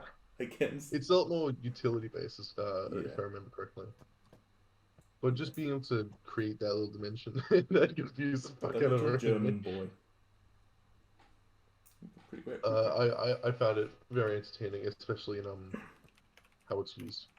Maybe I should look more into the Fullbring's abilities. I've always like on the fence when it comes to time abilities, especially with Yuhara and Tsukushima. Mhm. So I don't want to. I mean, Tsukushima didn't have a time ability. It He could place himself in the memories of people and alter shit, depending on that. Because he's like in the back of your brain, he'd like alter shit, so that like you would put in a trap just on instinct because you think this occurred, even though it never happened. Which was an interesting thing. I don't have much to say about Invaders Must Die. I just thought it was really cool, especially in context. And we already spoke about. Yep, that's all my powers. Yep. What we got for you Yes, guys? it's mine, innit? Kyokusugetsu. Kyokusugetsu. Fuck, man. Like. It's just a sick fucking sword. And it does the illusion thing, but I think it does it in such a cool way. It's not as it's so subtle, but it's not like a genjutsu where it's very contained within one person's mind. But it's not like an external illusion where it's just focused on that one illusion. The entire world can be changed and shaped to manipulate someone's perception of it. I should And put the ways Shinji's it's power actually. used to make them even attack people that normally wouldn't attack each other. It's just, and especially Aizen's intelligence suits it well because you are able to do, haha, fuck you.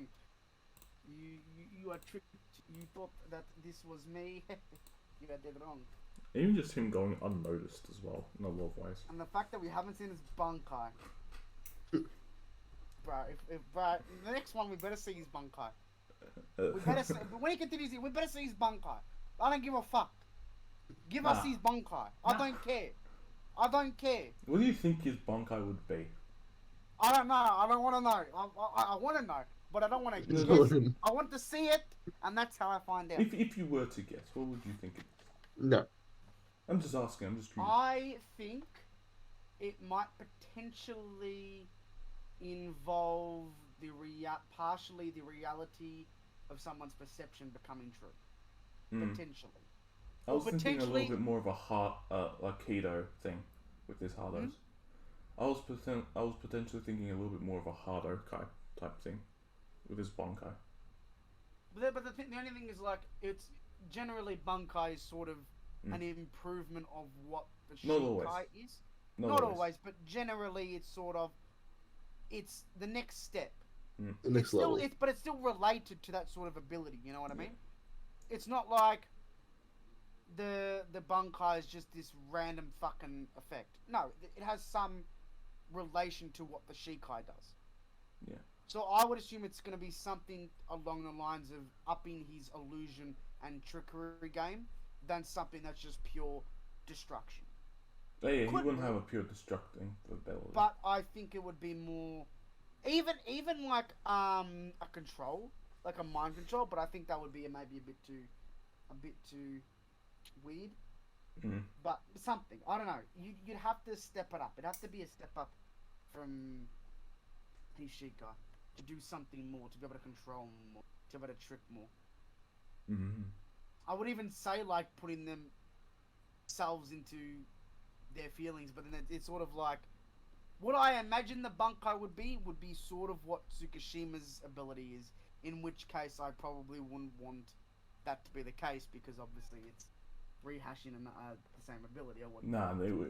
bigger. It would. I Indeed, wanted something to original. be unique, but also much bigger than Tsukishima's ability. Much. But I don't know, something like that. I think. His Bankai just becomes the infinite Tsukuyomi. That could be Or- true. Yeah, yeah. That could actually be pretty good. Or even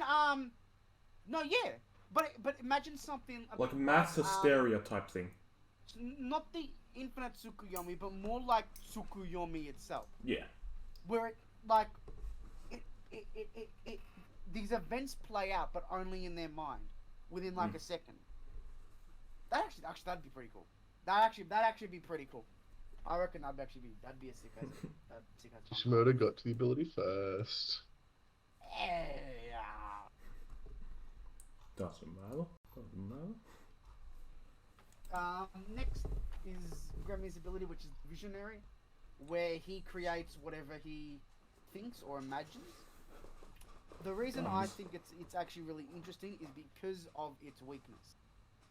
Its weakness is not necessarily just some dumb fucking, it just happens to be weaker to this ability. No, its weakness is the ability itself. That if he's not careful, he fucks up.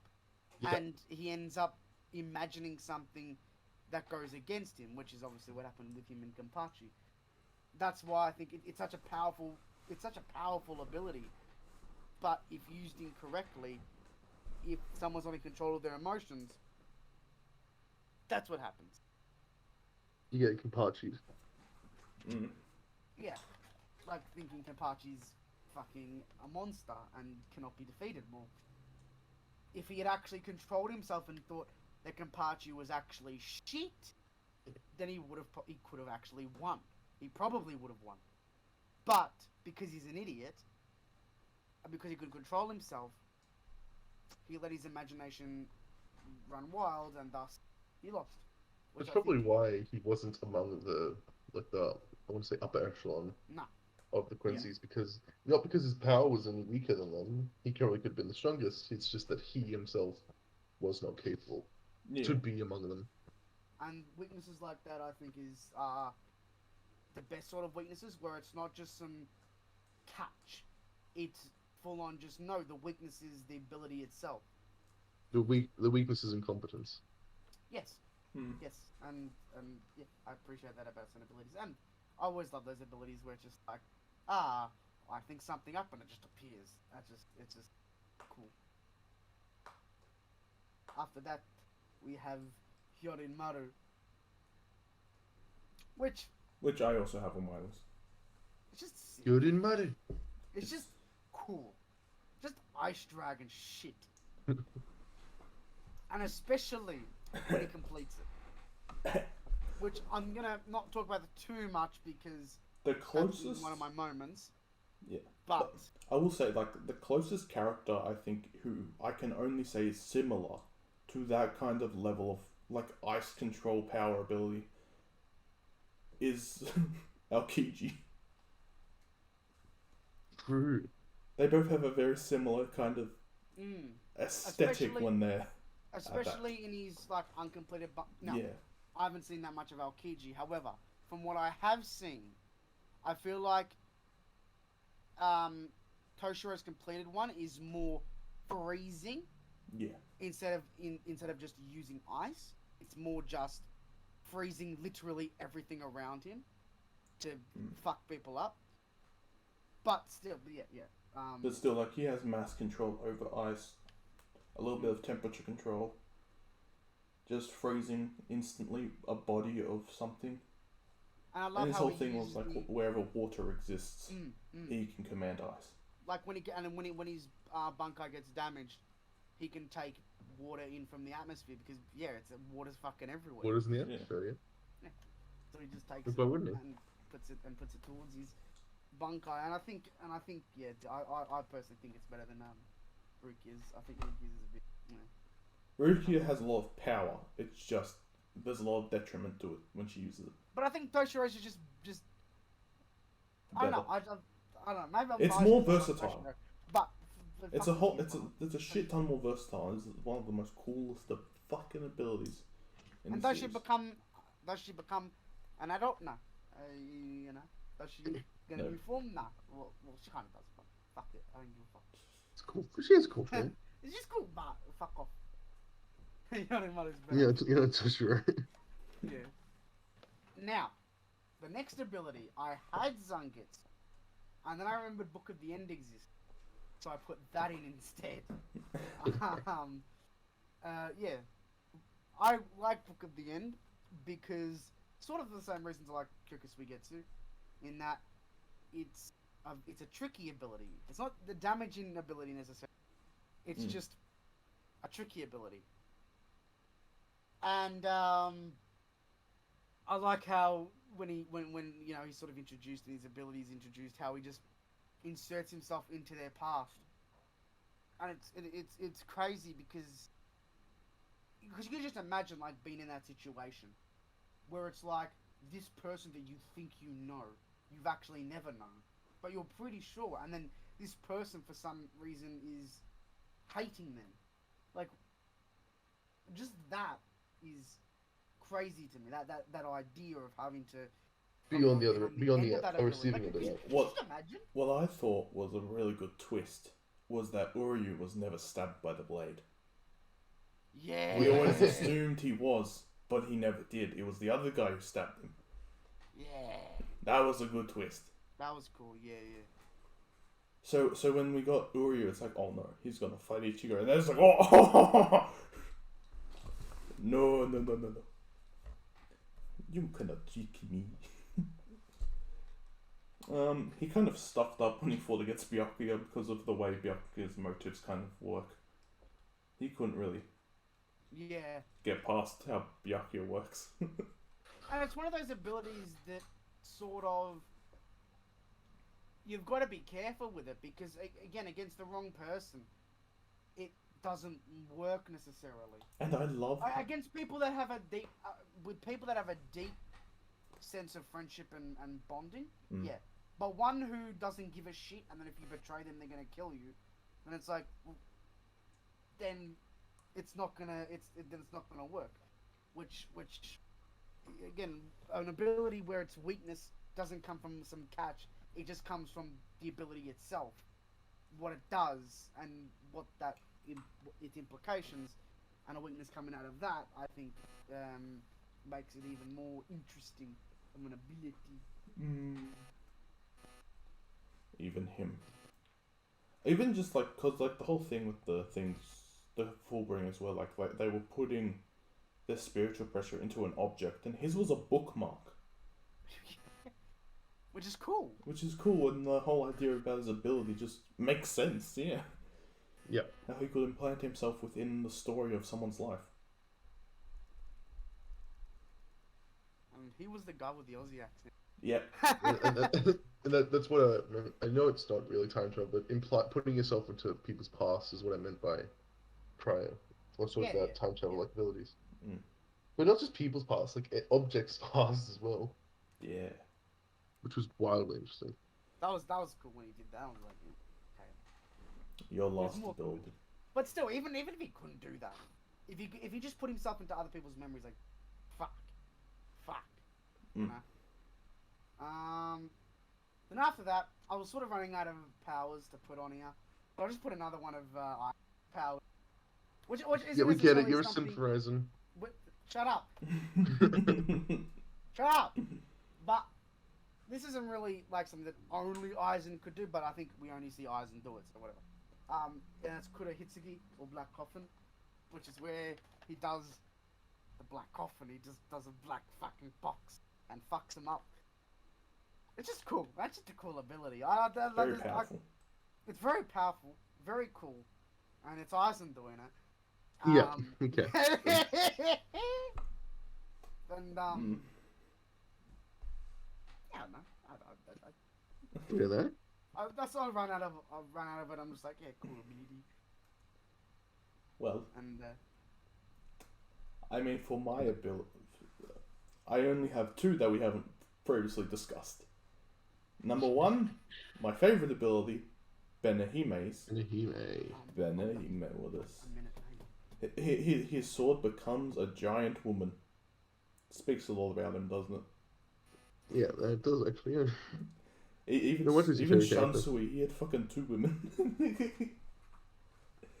But yeah, I mean, the blade, like you saw it and what it was capable of when he went activated his Bankai. You can see why I love his sword so much then. Like, Yeah. he like previously he had some like weird ability where he could like create shields and all that crap and like mess with people and shit. Which felt like a little bit more like a red kind of keto thing. But once he activates his Bankai, that's just pure power. That's just a power like reconstruction of anything. The ground, a fucking energy wall. He could do it to so much. Just reconstructing Literally, everything he around created him. a path for Nell to save all of them.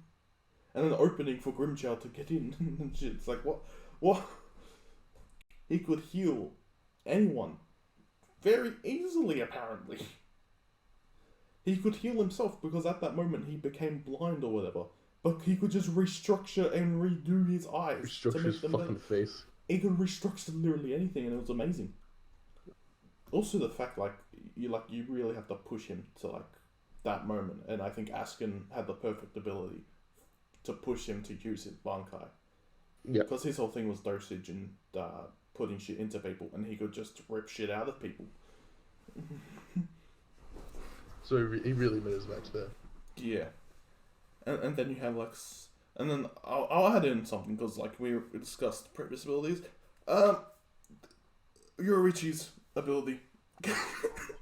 Ah. All Kisuke needs to do is flip a paper. Which one are we up to? Hmm? Which ability are we up to? No, I just want to add in the Kisuke flipping the piece of paper. Ah, yes. to awaken that power. It was amazing. The only other power that I haven't said yet is Sakenade, which is Shinji Hirako's ability. The ability where he can alter your perception. Where left is right, Yeah. up is down, words are Oh, backwards. that's right. Yeah, I wanted to. Everything is reversed. But I remembered that when Caleb was talking about Aizen. I was like, hang on, I should have added that. That's fucking awesome. I love that ability so much. In the light novels, we see his Bankai, so I won't say much about that. There are spoilers that we can't Yeah. know. But I mean, look, when it comes to light novel shit, I'm not that like. yeah, I'm not. Yeah. but like still like the ability itself, like it was the closest to Aizen's ability in terms of like the whole hypnosis and perception thing.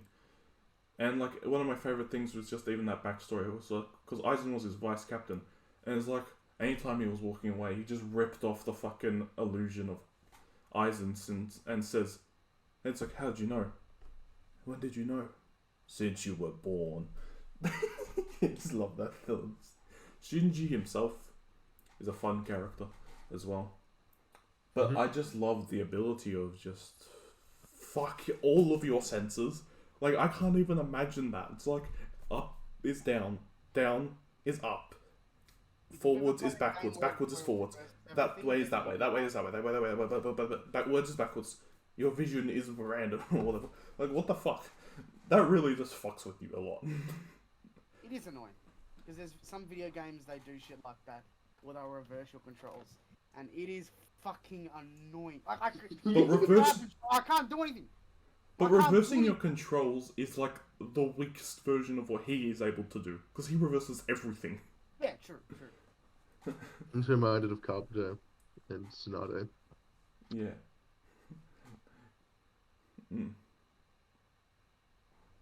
But It's a different ability. yeah, he alters your senses so much that he just fucking fucks with you, and he's so good at it that he even practiced talking backwards to confuse them to think that they were in his ability already when they weren't. He Fuck that trained one. himself to speak backwards just for that thing. Something about the more tricky abilities is just something that's so fascinating to me, and Sakanade is definitely one of my favorites. I guess that's my abilities. We've already spoken about all the other ones. So moments, Alex. Me. Yeah, moments. You want me to start with the moments? Yeah, Okay. go. Well, first one I've got written is just the two things that I've merged into one. It's Ishin character defining moments, mostly intertwined with his backstory with his wife and children. Right? First off, at the start of the series, third volume was, I think, it was early on. With the Hollow that took on the appearance of his mother, I think it was. Mm-hmm. And then after that entire fight, we get to see Grand Fisher. Ishin actually be a father to Ichigo and actually tell him what he needed to hear. It starts off all with asking why his father, who doesn't smoke, is smoking in front of his wife's grave, and it's just to commemorate or to help him remind him of his wife. That's one of the only times ever comforts him. He says that Ichigo shouldn't feel guilty about his mother's death because she died protecting him. You, her son, my son, his son. It's not my son. I was speaking for him. Anyway, and that moment I really appreciated Ishin way more after that moment. And then he kicked his son in the ass immediately after. That arc started with him handstand walking up a ramp to be kicked in the face by one of his daughters. Mm. We get after much of the series has passed, we actually learn he's a Soul Reaper. There's a lot more to him that we didn't know about. We finally get to everything but the Rain, which is the backstory arc with Ishin. How for some Quincy girl he just gives up everything just to Save her. have her live, just to ever survive. He's a fucking captain of this fucking squad in Soul Society, and he just leaves. He sacrifices so much, and then he commits to this new life that he has as a doctor and a quack doctor, and this new life with this girl and his children. And I can't say resonate. I'm not a father, but I really appreciate those moments. And it's We have a specifically child. that we do have children. God damn. And that's why I put these two moments separately into one of Ishin's character defining moments as my favorite moments in the series, just because I love him that much and just love what Kubo did with the character at that point. Now let's talk about when the Quincy's different one now. At the start of the 1000-year Blood War arc, when they stole people's bankais, and for a solid like 2 or 3 chapters, we're like, hang on, we can't win. They're stealing our most powerful abilities and using them against us. What are we supposed to do when they steal our bankais? Page turn, Kenpachi, sword right through one of them over his shoulder. Bitch doesn't need a bankai. They're so ready to steal their abilities, they don't even consider the fact that they could be beaten without one. Because he He doesn't kills have a 3 bankai, he fucking doesn't need Stern Ritter right there. He just killed The one fucking Stern immediately. Ritter. He's just fucking running through. Of course, like, he couldn't Page win turn. against the big man, but still. That page turn is one of the best fucking things I've seen in the series. And then I said the meme. What that mean? He said, bro, love me some Kenpachi. Another Kenpachi is next. Yeah, and Kenpachi, next one, Rand finds out that actually, if you hold a sword with 2 hands, you're going to have more power behind it. And So, I'll apply the backstory to this one, I guess. So, essentially, Genryusai, when he became a captain, he tried to teach Kenpachi about proper sword etiquette and fighting. So, like, kendo and all that crap. So, he took him to the training grounds. And he only learned one thing, is that when he holds his sword in 2 hands, it's a destructive blow. But the whole thing with that is the Sensual 46 said, you're not allowed to teach him anymore. He broke the fucking mountain. That's enough. He's too powerful. You He's too don't powerful. need You more can't than teach him anymore. that. That's enough. That's enough. Oh, he learnt one thing. That's enough. That's enough. No, no, no, no, no. Imagine stopping training for someone because they're already that powerful, and it was just holding a sword with 2 hands. Yeah. Bro, And like, what the fuck? and even the person he was versing in that thing was like, he was that was like a really fighting type character. And it's like, yeah, of course. How the fuck do you not know this? He just gets fucking stabbed.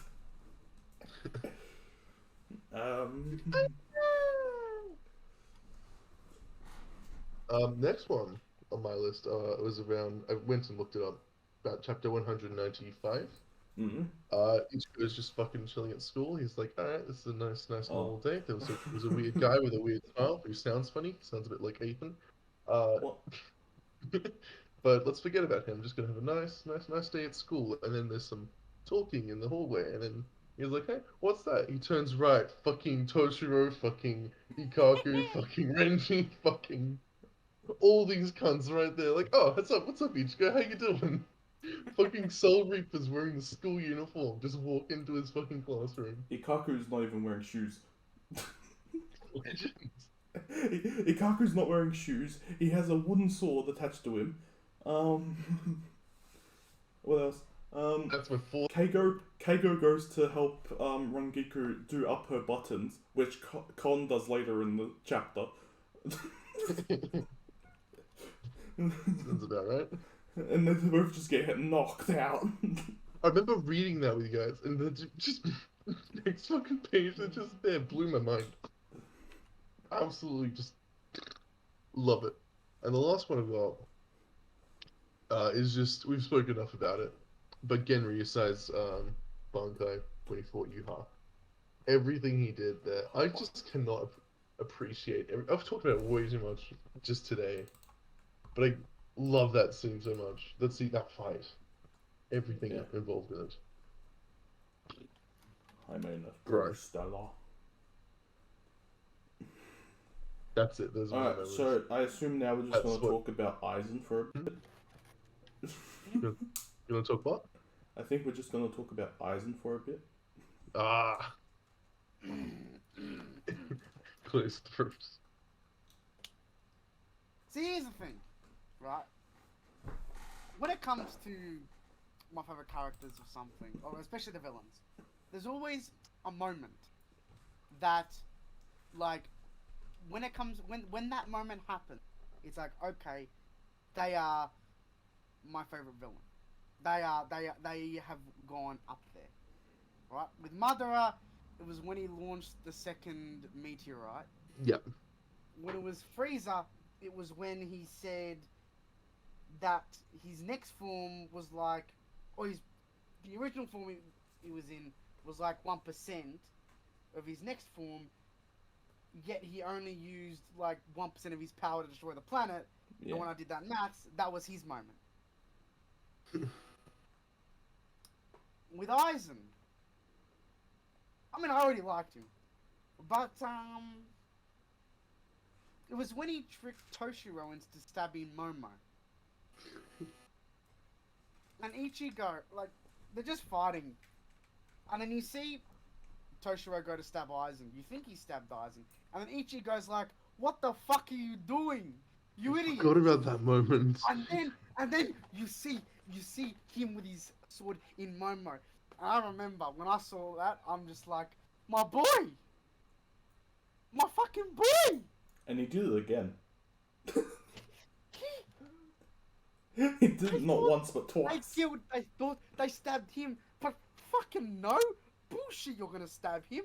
Bullshit! You are dead wrong. You thought you won? Yeah. No. Fucking... Bro. That was the moment I'm like, okay. This guy, This guy's made it into the rank. One of the things to add onto that is Absolute fucking he did bad it to Yuha, but he was the one who got stabbed. Yeah. I'm sorry, do I look like someone you know? But for me, like, now that was still like fantastic when I saw him do that, but it wasn't as impactful when he did it to Toshiro. No, it's more the fact they just did it again to Yuha. It's just.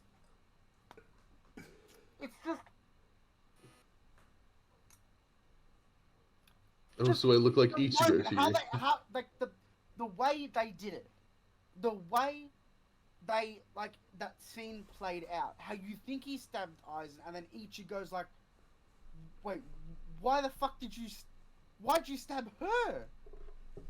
And then he says, my boy, Momo just gets dicked around a lot, let's be honest. my boy, get fucked, man. I don't give a fuck. You know, if you like shit to get stuck by Toshiro, if you're all that shit compared to Aizen, you know, go fuck yourself. Ow. Boy. But Toshiro got his cool moment, and that's the next moment I'm going to talk about, which is when he completes Daiguren Hyorimaru, which is, you know, when he becomes adult form, and he... Mad Dog. The setup for that was also very interesting, because the whole time we just assumed the flowers were just there for like, that's how long you can use your Bankai for. But no. But they did say it was but he did say it was incomplete. I think. Yeah. He did say like he still had to improve it. And Yeah, it's because like, he was no, young. it's going to improve it. He And could, then you he see needs it's to like, mature himself before he... Yeah. And it's like, fucking... Just, yeah. It was an already cool Bankai. And then it just goes to this next level. And they're all... And at the same time, they're all going, like, they're all pulling out they're pulling out everything to try and Pulling out, to lol. discard it. They still don't defeat, which you know is a bit of a shame. But still, even though they didn't, him transforming and him fucking flash freezing everything around him, just mad cunt. Any other comments on that? No. Nope, just absolute I think badass. we that one. discussed it a bit before. The next one, which was already mentioned, that is when I flip this page, you're going to transform. Now, let's be honest here. I mean, look, Dragon Ball, it has a lot of cool fucking transformation moments. Other anime, they have the really cool moments. But I must say, the best transformation scene of all time is when I flip this page, you're going to transform. And that was after him just touching her ass for a while. It was, yes, it was. It's just, you're just going to transform. I flip the page, there you are. Now you're a fucking lightning cat. Yeah. That was just beautiful. Then after that, Alex copied me. It was a good moment. Hands, it's stronger. Like, no shit, it's fucking stronger. You haven't been doing that? Fuck. And the last one, when Ichigo finds out that Rukia is living in his closet. Just him asking, where do you live? You don't want to know. Okay, I don't want to know. I'm not going to find out. Next night, he is calling. She opens the wardrobe. Ichigo, we gotta go fuck shit up. just beautiful. The way the manga, it was funny. As I'm watching the anime now, the way it paces it, the way it does it, very, very funny. Very, very funny. But yeah, those are my moments. You know, I like how both of ours, we got like the first one's like, this is the moment that made me love this character. And we got 3 absolutely badass moments, and then 1 slice of life. Yeah. Just one little comedic moment with some characters just showing up out of nowhere. We're like, this is a top 5 moment in the series for us. Ethan. Me? Gin Ichimaru's death. Oh, poor thing. For him to be the hero, to die in front of the person he loves, and then to add to that, entrusting everything to Ichigo to save the day. it's just one of the most, I think, impactful moments for me. It added to the whole me loving Gein's character. I talked a bit more about it when I talked about Gein, but it's one of those moments I can't look over. It's definitely one of those moments where it will always be one of my favorite moments, just for the fact that it's just amazing. Next one is Unohana. This is a big spoiler, I guess. Unohana is the first. We're way past that point, bro. Yeah, no. Unohana is the first Kenpachi, which is a big thing. That's a big thing. Because Kenpachi is a title that is given to whoever is the head of the 11th Division, as the greatest battle, brawler type thing. And through the whole series, through Bleach, especially in the anime, you always had this feeling everyone just shat themselves around Unohana, and no one knew why. Unohana just had this powerful presence, even though she was head of the one that all the other companies bully. But no one messes with Unohana, and you never knew why, until you find out that she was the first Kenpachi, and her power level is already ridiculous. And then when she uses her Bankai in her fight against Kenpachi, which I can't wait for it to be animated, but Unohana was one of those characters who interest me a lot because we didn't know a lot about her. And that's kind of how she entered around my top 10-ish of characters. Simply because when we did get to see what she was fully capable of, it was just wah, and because everyone feared the shit out of her, everyone was scared of her, and we didn't know why until you realize this makes sense. This makes sense. Now it makes sense. My next one is Ulquiorra versus Ichigo, which I think is just one of the best fights in all of Bleach. It's probably my favorite fight in all of Bleach. Of how Ichigo losing control, Orihime watching from the sidelines, because she was the reason he became this fucking monster, being consumed by the white. And then you had just the whole fight itself was amazing. Just him using Ichigo using Cero Blast, leading up to Ulquiorra's death and his whole heart thing, as well as kind of drawing in more from the beginning of the arc-ish, where Orihime confesses his love to a sleeping Ichigo. Kind of adds to that kind of whole thing.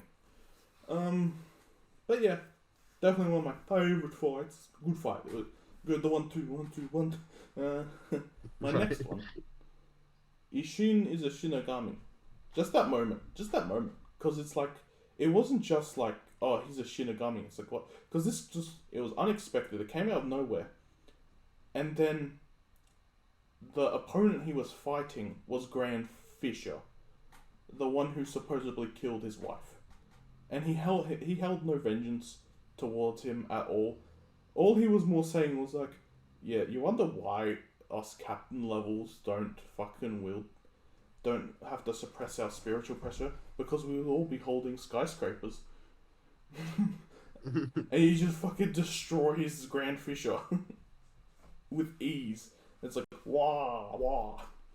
And then my last moment is Ichigo arrives at the execution of Rukia. Oh, yeah. I love that moment. Especially in the anime with the sound design and everything. That moment was amazing. How he just shows up with a completed Bankai. He's more sure of himself. He just he picks up Rukia. He punts her to Renji. He punted Rukia to Renji. And then he just drops down. 3 of the captains that were there get their assistant captains to go charge at him. And he just drops his sword. He places it down on the ground. And he just, with his hands even, with all of them in Shikai form, with his hands, he just bashes the shit out of them. And then goes back to grab his sword, and then instantly Byakuya is on his ass. That moment was great. I think that moment was beautifully paced, especially in the anime.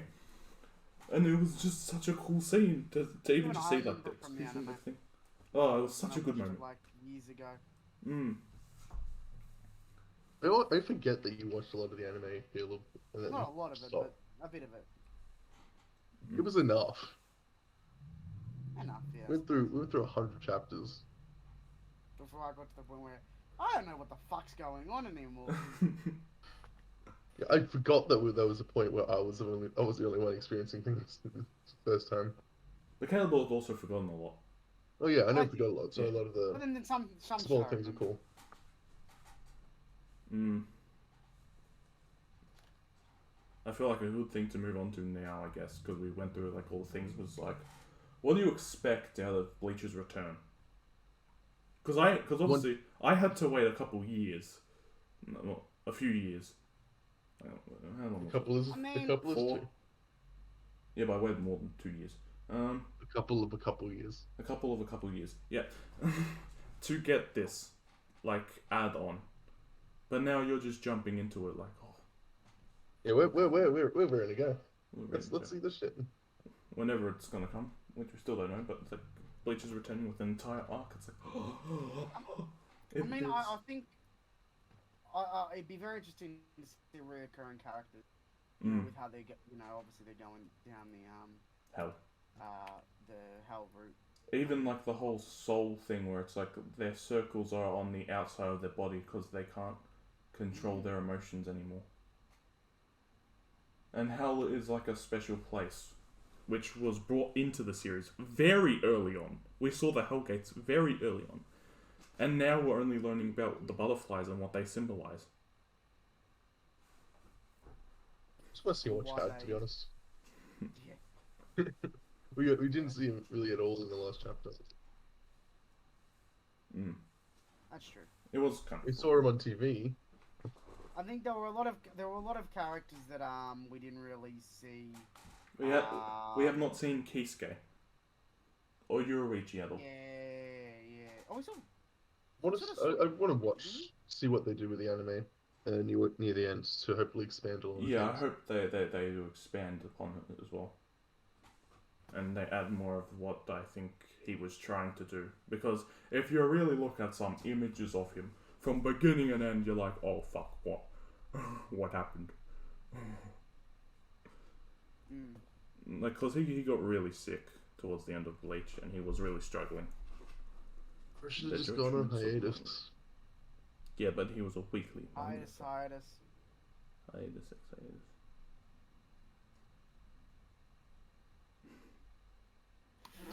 That's beginning, end. Jesus, yeah, fucking hell. Like he always wore like the Yeah, cool but it makes sense. glasses, and then he was just like, it's one of those things where the rush, I can't really blame him. yeah, Like many I things mean, I can the say. manga industry is fucking brutal. it Oh. really is.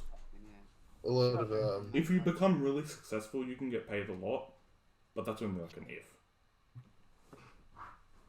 and if you get a really popular series, you suddenly have a lot of control over the magazine.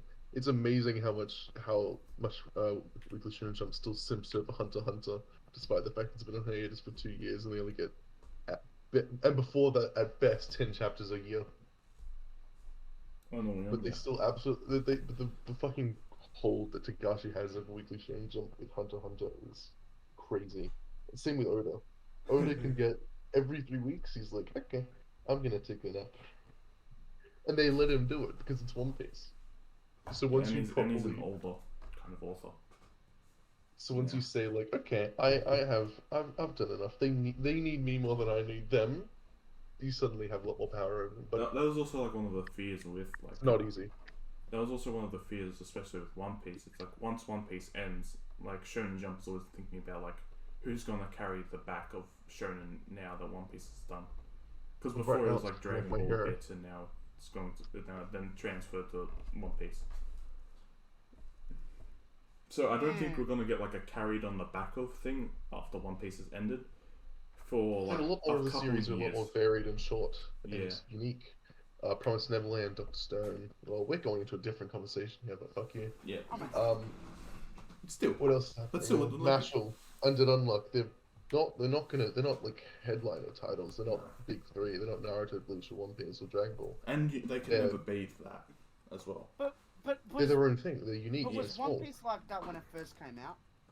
It got really popular. It got really finally. popular really quick. Which was the surprise, because Oda only planned for like 100 chapters.